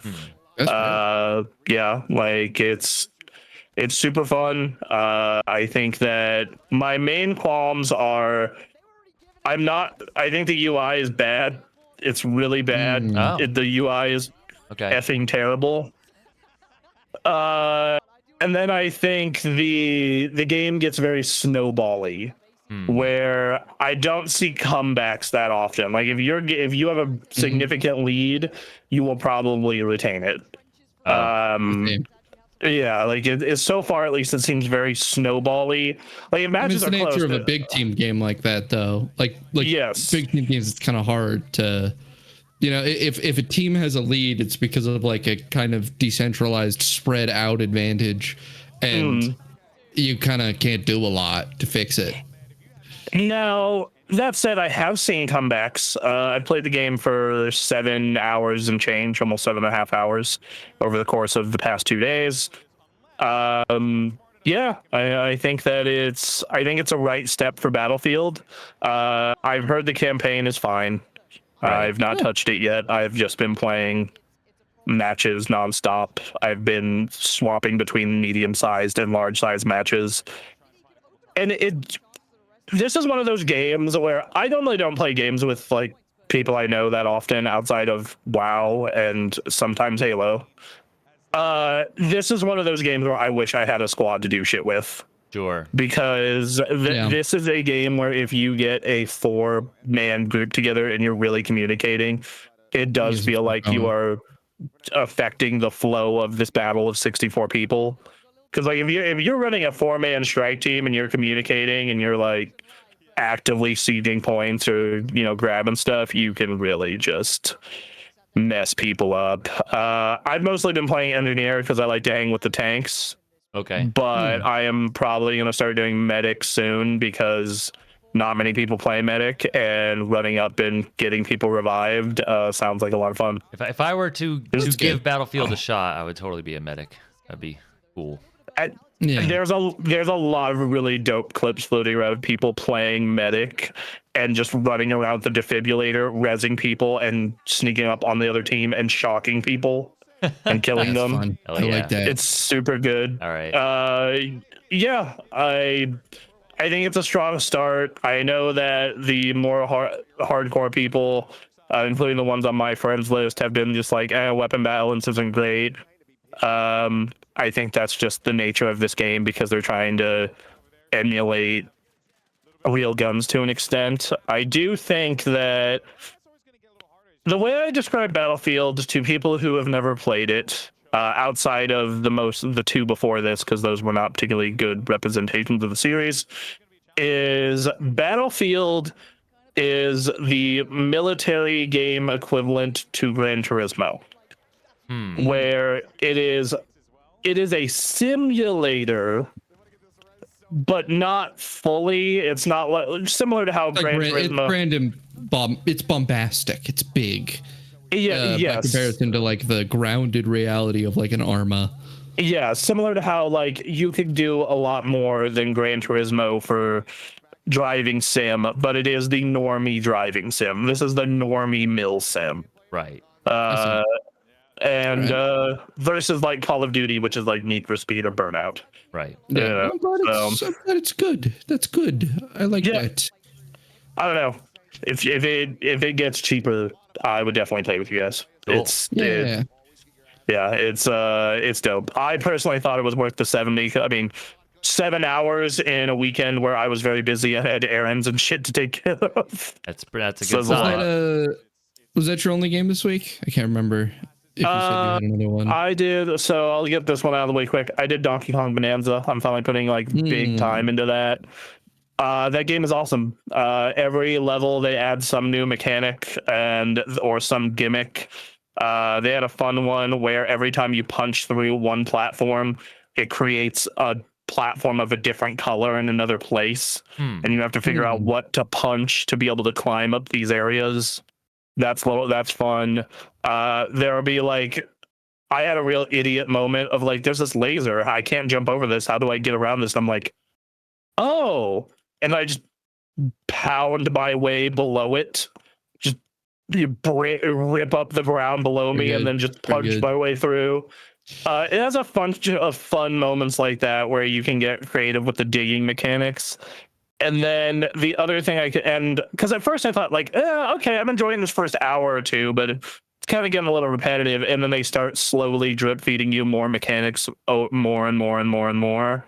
So like I'm almost at the halfway point, and I can turn into a giant ape and break steel, or turn into a giant zebra and run over paths that disappear if you're not fast enough.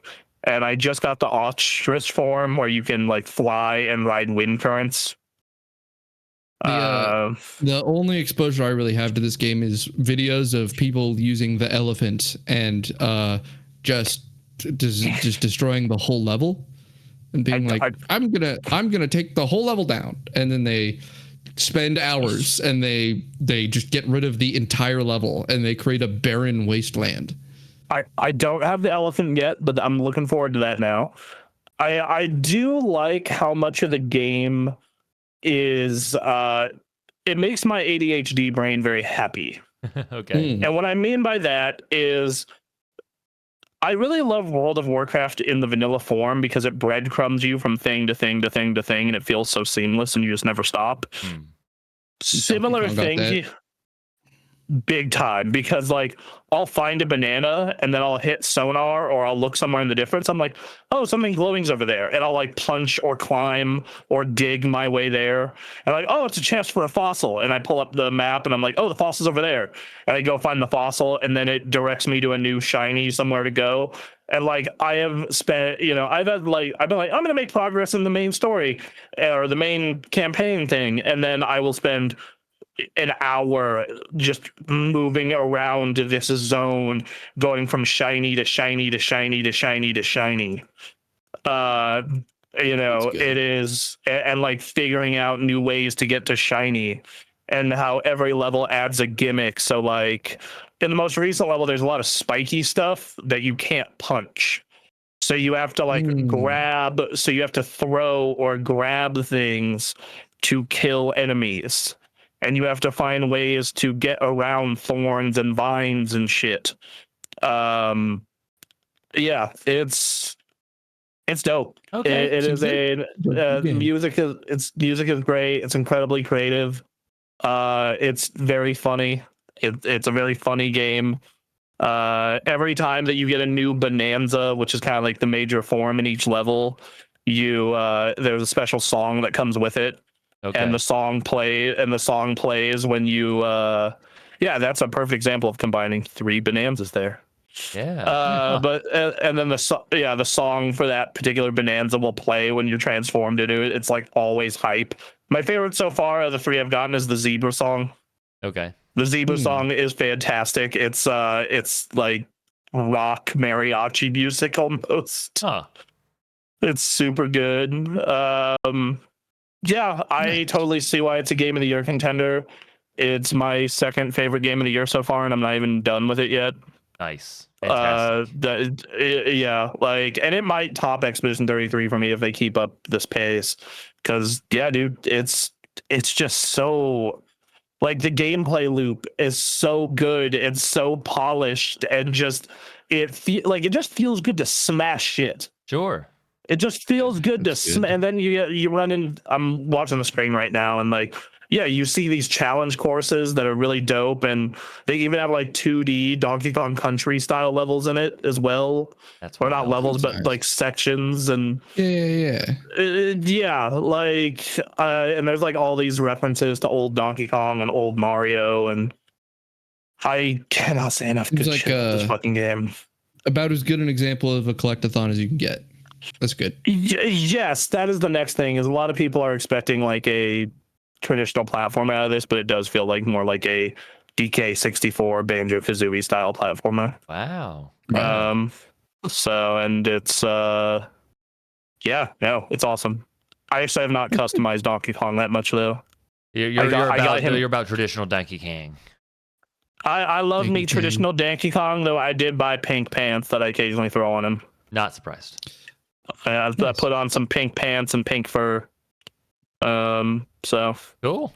That's Yep. good. Aaron, did you have any games you played this week you wanted to talk about? Not really. Skates season 1 came out, and people have thoughts. I'm fine with it. There's really not a whole lot to talk about. I'm tempted to say some things about a lot of the negative criticism that's gone around on this game, just because I feel like a lot of it comes from a very valid place, but is subject to online dogpiling that gets into places that's like, this is not your hatred for the game that comes through in your content creation stuff. I don't feel is very deserved. I'm wondering why you're coming to this game, depending on I'm like seeing what's lots killing of it for you. of people being like, God, this game is so buns, and then it's like clips of someone doing insane ground shit where they're like flipping or like sliding, and I'm like, I don't know, that's fun great. to me. Yeah. That seems like a fun time. That's fine. Like, you know, there are a whole lot of legitimate problems to have, and it makes it difficult to talk about in a short amount of time. Is Yeah. you know, it's also because like we played it a couple weeks ago.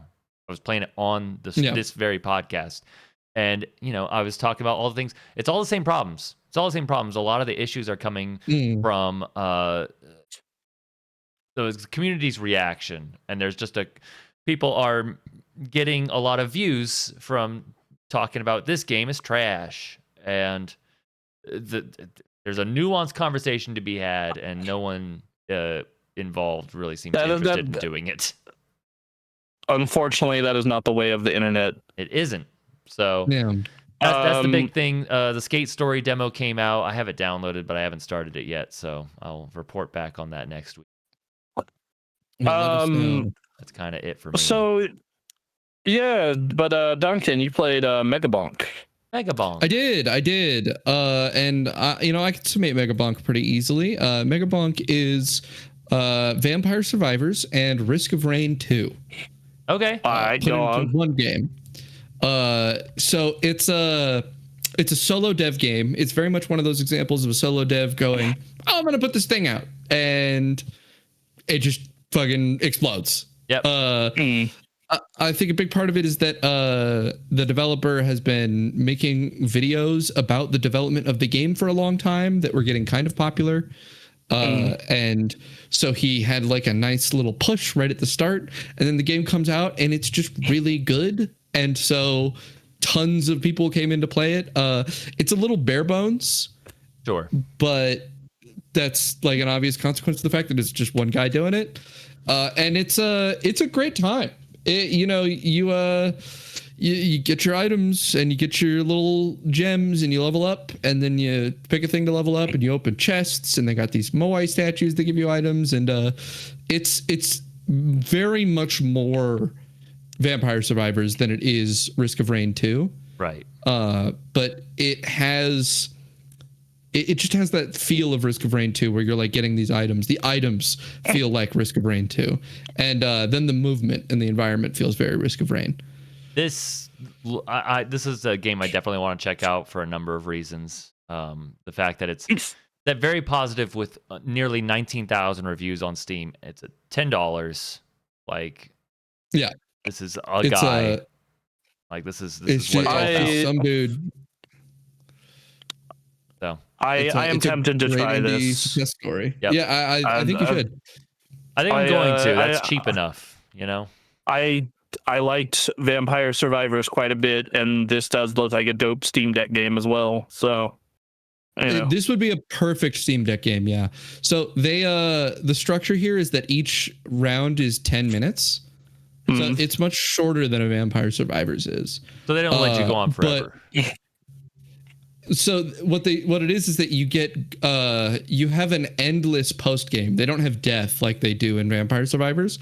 They have just an infinite horde of ghosts that spawns, and they just will overwhelm you eventually. Right. They were having an issue that their most recent patch fixed. That was basically the meta for the game was kind of boring because you could make a build that sort of outstripped the speed at which the post-game kill you ghosts spawn. And so there's a leaderboard in there for like most kills.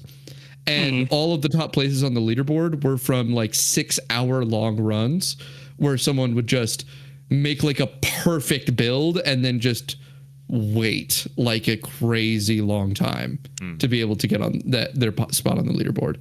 So the meta's changed a little bit. The numbers have gone down for how big of a leaderboard thing you can get after a big hack the leaderboard had. But I mean, I really just have nothing but positive things to say about the game. They have bunny hopping like built in. So if you slide and then jump as you hit the ground, you can maintain your momentum from the last jump, but add more momentum from the new jump. Yeah. And so if you learn to chain it well, you can just zip across the map at insane speeds. And it's really great. My favorite character is the monkey for that reason, because he has a fantastic jump. Okay. He adds a lot of speed to his jump. That's great. It's great. Another great character is the skeleton. Mm-hmm. He's got a skateboard. He does. And the gameplay changes to like you're on a skateboard, like you're kind of slidey because you're boarding. Yep. It feels like you're on a board. Okay. When you're playing that character. Interesting. So it's pretty sick. I played that. Oh, sorry, go ahead. I was like, my impression of looking at this, it like literally looks like someone made 3D Vampire Survivors, and I am absolutely down for that. Yeah. It's basically what it is. Looks fun. All right. It also looks like we both did Borderlands 4. Yes. Question mark? I played some Borderlands 4. I have a very unique approach that I took to Borderlands 4. I want to hear. You need to tell this story before I go into my circus with that game. So I like being overpowered in my games. I like being excessively strong for everything I go into and kind of blowing them out of the water. So what I did with Borderlands 4 is that I have a couple friends who have been playing it a lot. And I got one of those friends and I said, hey, man, how do I level up my character the fastest? And he said, well, after you beat the game, you unlock Vile Bounties. And I'm like, if I hop into your game, can I do the Vile Bounties in that? And he says, oh, yeah. If I have them unlocked and you hop in my game, then we can just still do them. So I hop into his game And then I go, hey, it seems like any time you complete a vile bounty, I get the XP no matter where I am or what I'm doing. And he's like, yeah, you could just AFK and you'd still get all the XP because I can't do anything to the enemies. I'm basically just following them around. So he's leveling alt characters by doing these because when you beat the game in Borderlands, you start new characters at level 30 already in the post game. And then you can just level them from 30 to 50 to get them to maxed out. So he's leveling multiple alts while that he has to get through. So he, while doing this, just has my character logged into his world, getting all the XP from the bounties and not doing anything. Also, these bounties give tons of legendaries. So I'm getting way higher level gear and leveling up just so you get gear at your level. But since I have it, sitting there for so long, I have a bunch completed at near max level. So I get all the way to level 50 and then I get a ton of legendary gear. And then I'm like, well, this is great. Now I've done one mission. I've completed the first boss, Splash Zone, and already level 50. And then I kind of want my build to be good too, though. So he goes to every boss that drops the good stuff for my build. And then I log in and I can fight the boss in his world before I've unlocked it and grind out the drops. So I grind out a perfect build and I'm insanely strong. I'm using two guns, the bod and the bod. I have one with a sniper. So the bod is every gun and one, but it has a modifier. It's a shotgun, but it has a modified mode to alt fire as another type of gun. And then its legendary thing is that it receives the modifiers of every gun.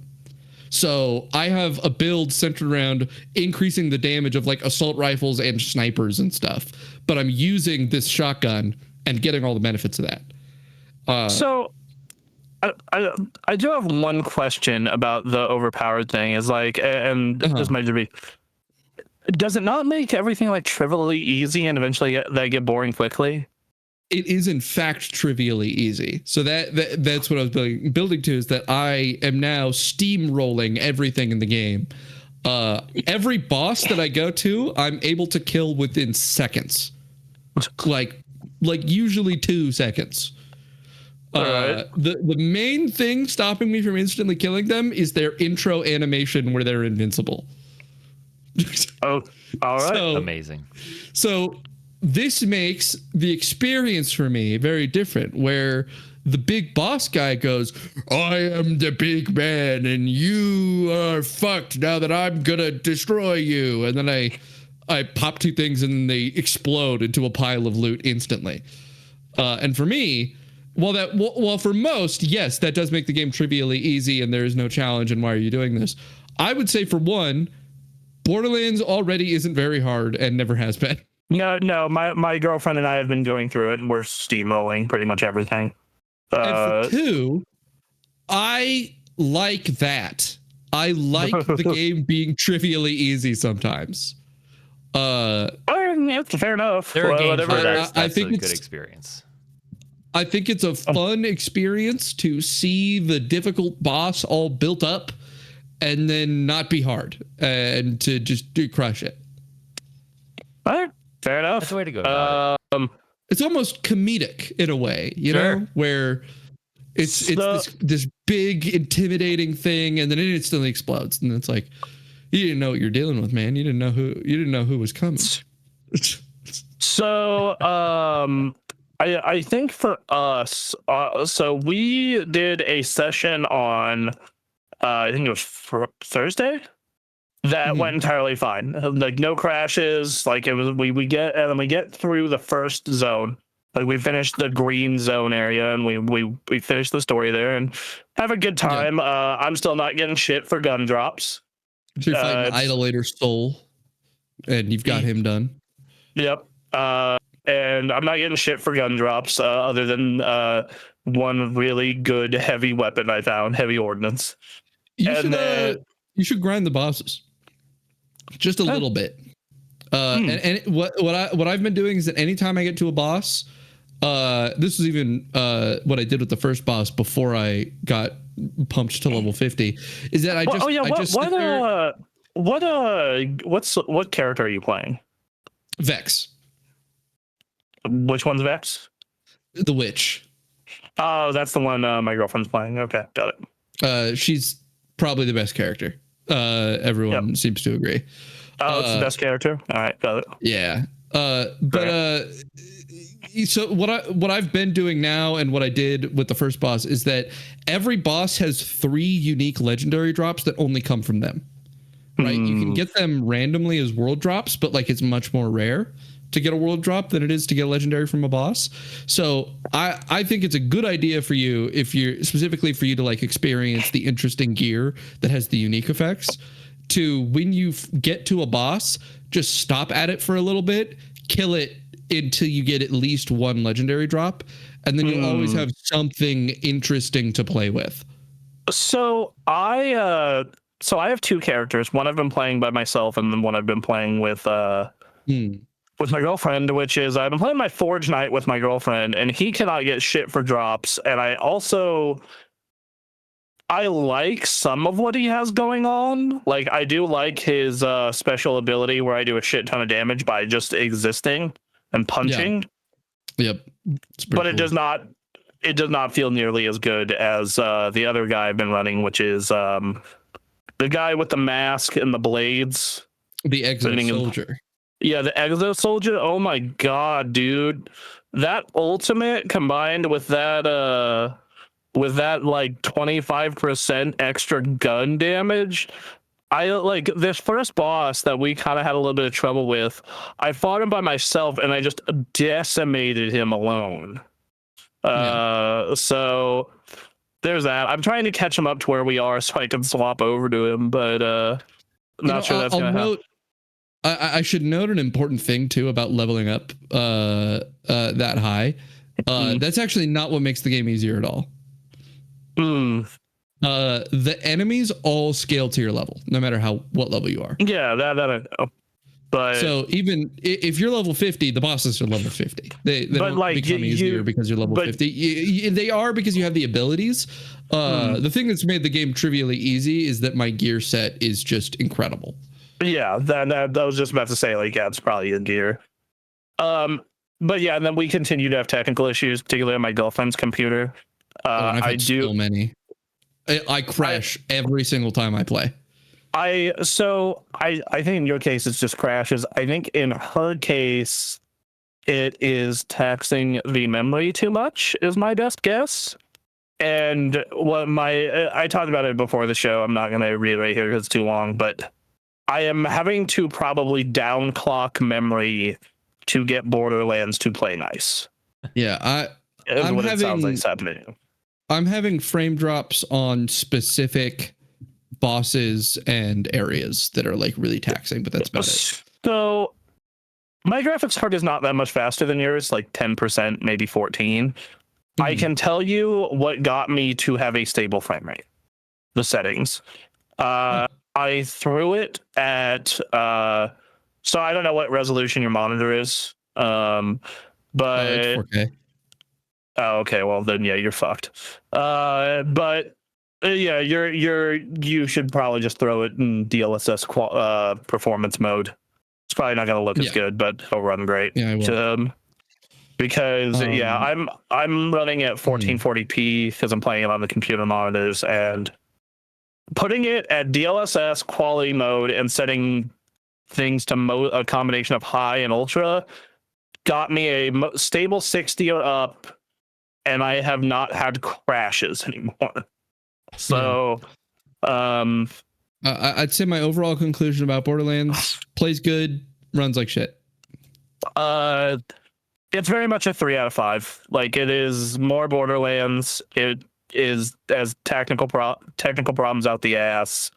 That said, I have been enjoying my time with it.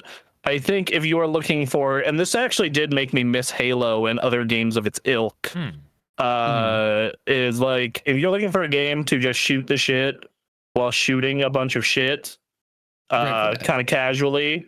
Perfect. Yeah. It's a super fun time. But if you're looking for like, you want a deep, meaningful experience that also runs well, maybe not the best choice. Yeah. So yeah. And yeah, okay, we're gonna wrap up with a little MMO talk. Quick RuneScape. Do it, All and then I'll do midnight and we'll call it a day. Gridmaster. RuneScape, a little while back, announced a game mode called Gridmaster. So they do temporary game modes in which your account is reset on the servers, and you get a bunch of benefits, and the game is much faster, so you get way faster XP. So this video that's playing on stream right now is of an insanely long line, all waiting to fight one demon at the top of a tower.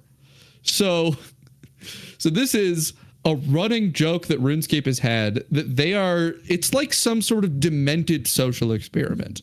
Okay. So this is a follow-up to their previous thing, Leagues, which I've participated in every year, and it's been really great. And Leagues it's a series of tasks for you to complete to get rewards for. You get league points, and you can use those points to get big unlocks, right? So this time it's different. It's a grid of tasks, and each one unlocks you a major unlock. So there's way fewer tasks. There was hundreds of tasks before. Now there's just one grid of tasks. So every single task is really important. Every year in Leagues, they have had kill the lesser demon at the top of the wizard's tower as a task.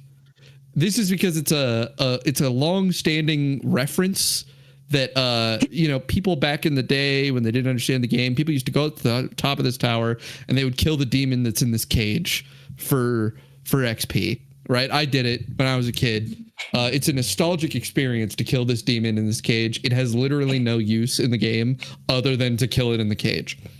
And the fact that it's a task meant that everybody would go do it every time Leagues would come out because they wanted the points from killing it. The issue is that RuneScape has a system where kill credit only goes to somebody, especially if you're an Iron Man account, which all these accounts are. Kill credit only goes to you if you are the only one who dealt damage to the enemy. Oh, man. And a lot of enemies are in multi-combat areas. Hello, it's the vanilla thing. So anybody can hit the thing at the same time, and if any second person attacks it, neither of you get credit for killing it. So what would happen is that everybody needs to kill the demon, so everybody goes to the top of the tower, and you have to wait in a line that people have naturally formed. This is on who gets to kill the demon. This happened in Vanilla Classic. Yep.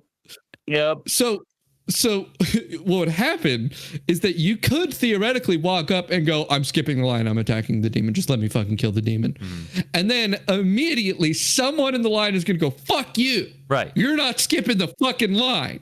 Because we can't let this behavior exist. We can't incentivize people to screw you over by skipping the line. So you need to make it take longer for him to kill the enemy than it would have taken if he just waited in the line. So someone will obstinately sit there and attack the demon with the other guy and go, nope, you're not getting credit. You're not getting credit. Right. You're not getting credit until you get to the back of the fucking line. Yeah. And it wastes everybody's time. Worse, some fucking asshole will go, I've already killed the demon. Nothing's stopping him from killing it again. Or just never letting anybody else kill it. Right. So that's the part of the game is fun, is griefing. So you would be waiting in line, and then some asshole would show up, and he'd start shooting the demon. He's like, I'm training my skills on the demon, and he just fuck with you. He just wait the whole line. So they've made this problem much more severe, and some calculations have been done on this. So the ability that you get from killing the demon in this new game mode is fucking insane. It's insanely powerful. RuneScape has really low damage numbers. And what happens is when you do damage, you deal a range ranging from 0 all the way up to your maximum damage, right? So the perk from killing this demon makes it so your minimum damage is 5. You're just always going to hit 5. That's a big number to hit, especially early on. And it means that your net damage, even if at end game hitting a minimum of 5 means you're doing way more damage on average.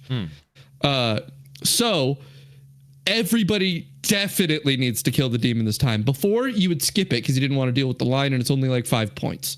Now it's a whole thing and a thing you need. Oh, great. So leagues, the game mode prior to this had about 200,000 players. And if there's 40 worlds, and it's been timed out that the average person on a low-level account will take about 60 seconds to kill the demon and let it respawn. For 200,000 people over 40 worlds, it will take 5 straight days of no interruptions, perfect smooth transitions between people of killing the demon for everybody to get it. And everybody needs to get it.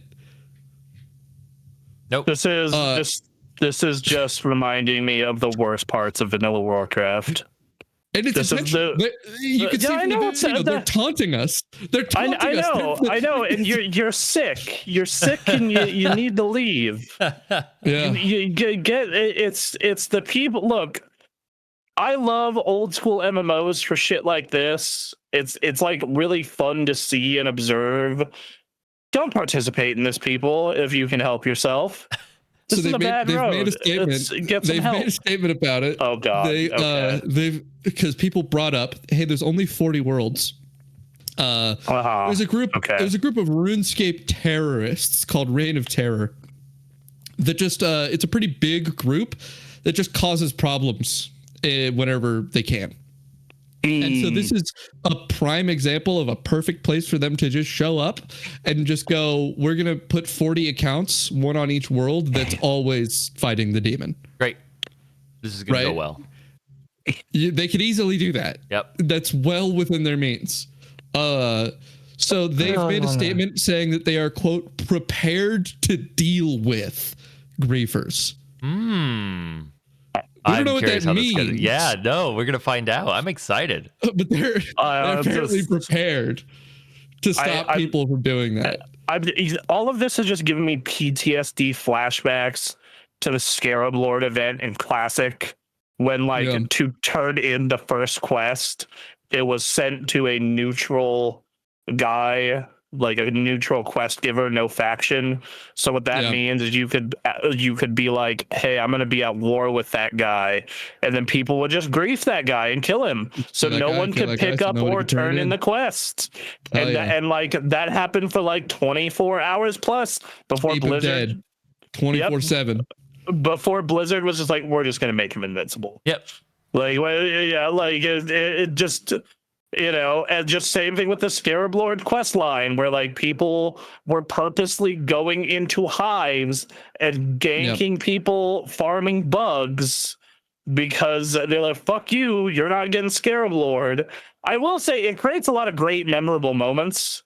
Like it does create a lot of really cool moments where like you're getting, people creating alliances and it feels like this bigger battle.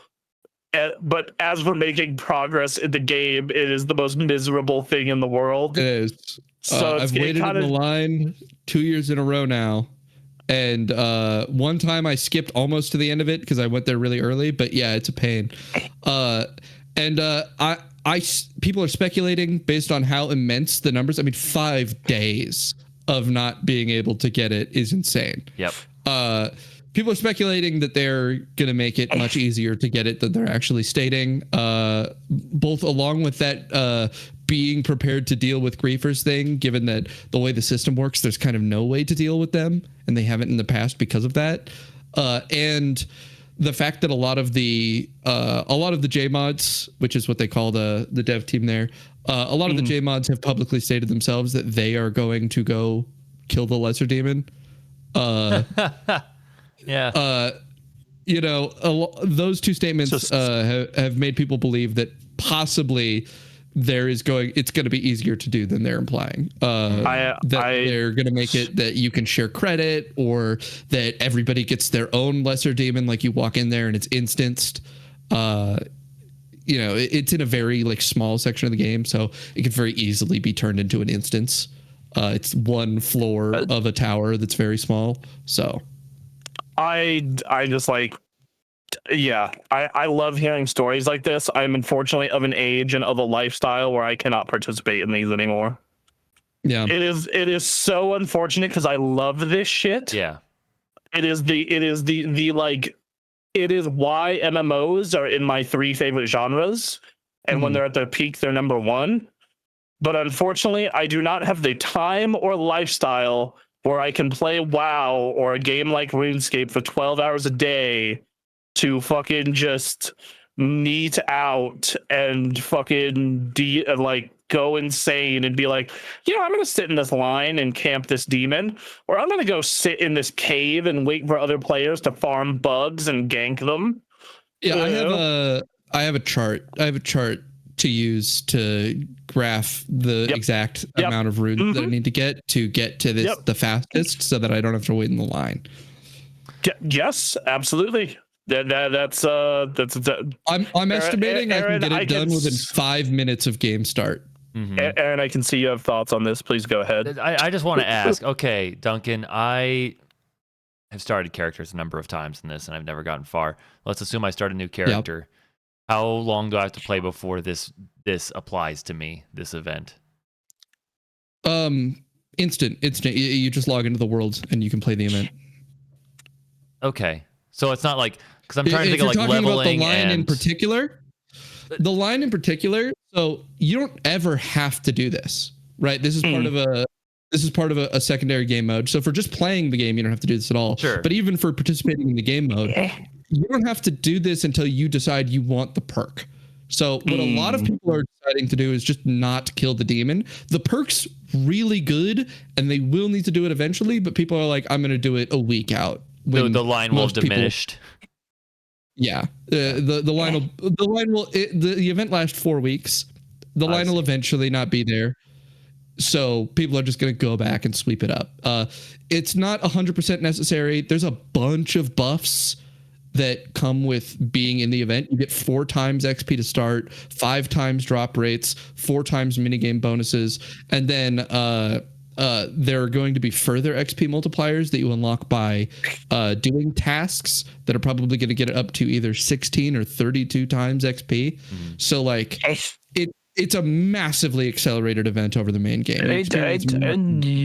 Yeah, like WoW started doing these recently, Aaron. In WoW's case, it's like remix, where they let you relive an expansion, but everything's accelerated like 1 billion times. I see. So you hit level cap in like 3 hours. Okay. And fucking just immediately start farming shit. Yeah. And everything's, in the case of WoW, everything's super easy and trivial. Yeah, it's basically because a lot of these games are a function of a level, like an amount of grind time to reach certain pieces of content. What this and what World of Warcraft has been doing is basically going, let's just squish that down by taking the time factor and making it 1 million times faster. Okay.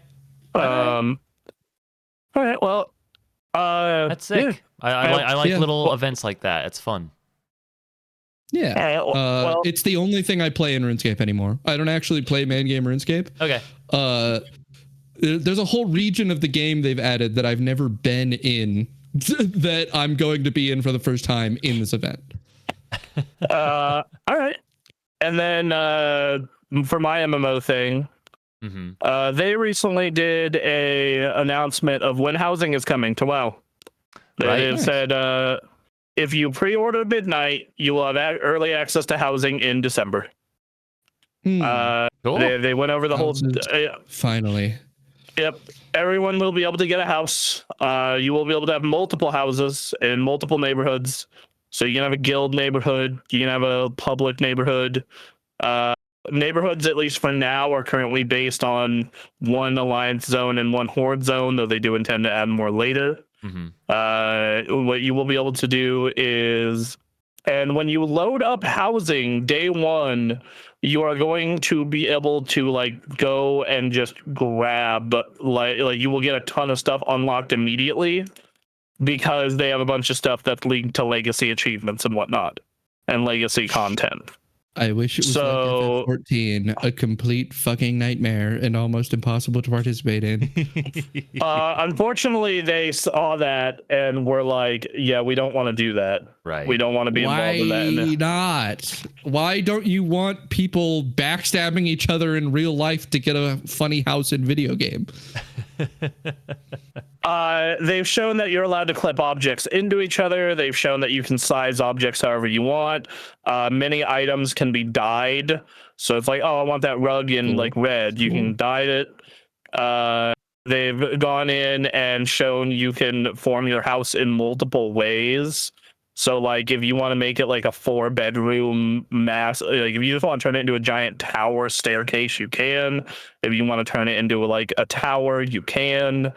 If you want to fucking make like a subfloor basement, and they have this like really cool top-down style editor in it, where really like you can go real ham with the way you want to do editing with it. I do, you have some exterior customization as well, so you can do full outside grid controls as well. So if you want a giant pink flamingo in your yard, you can. Yeah.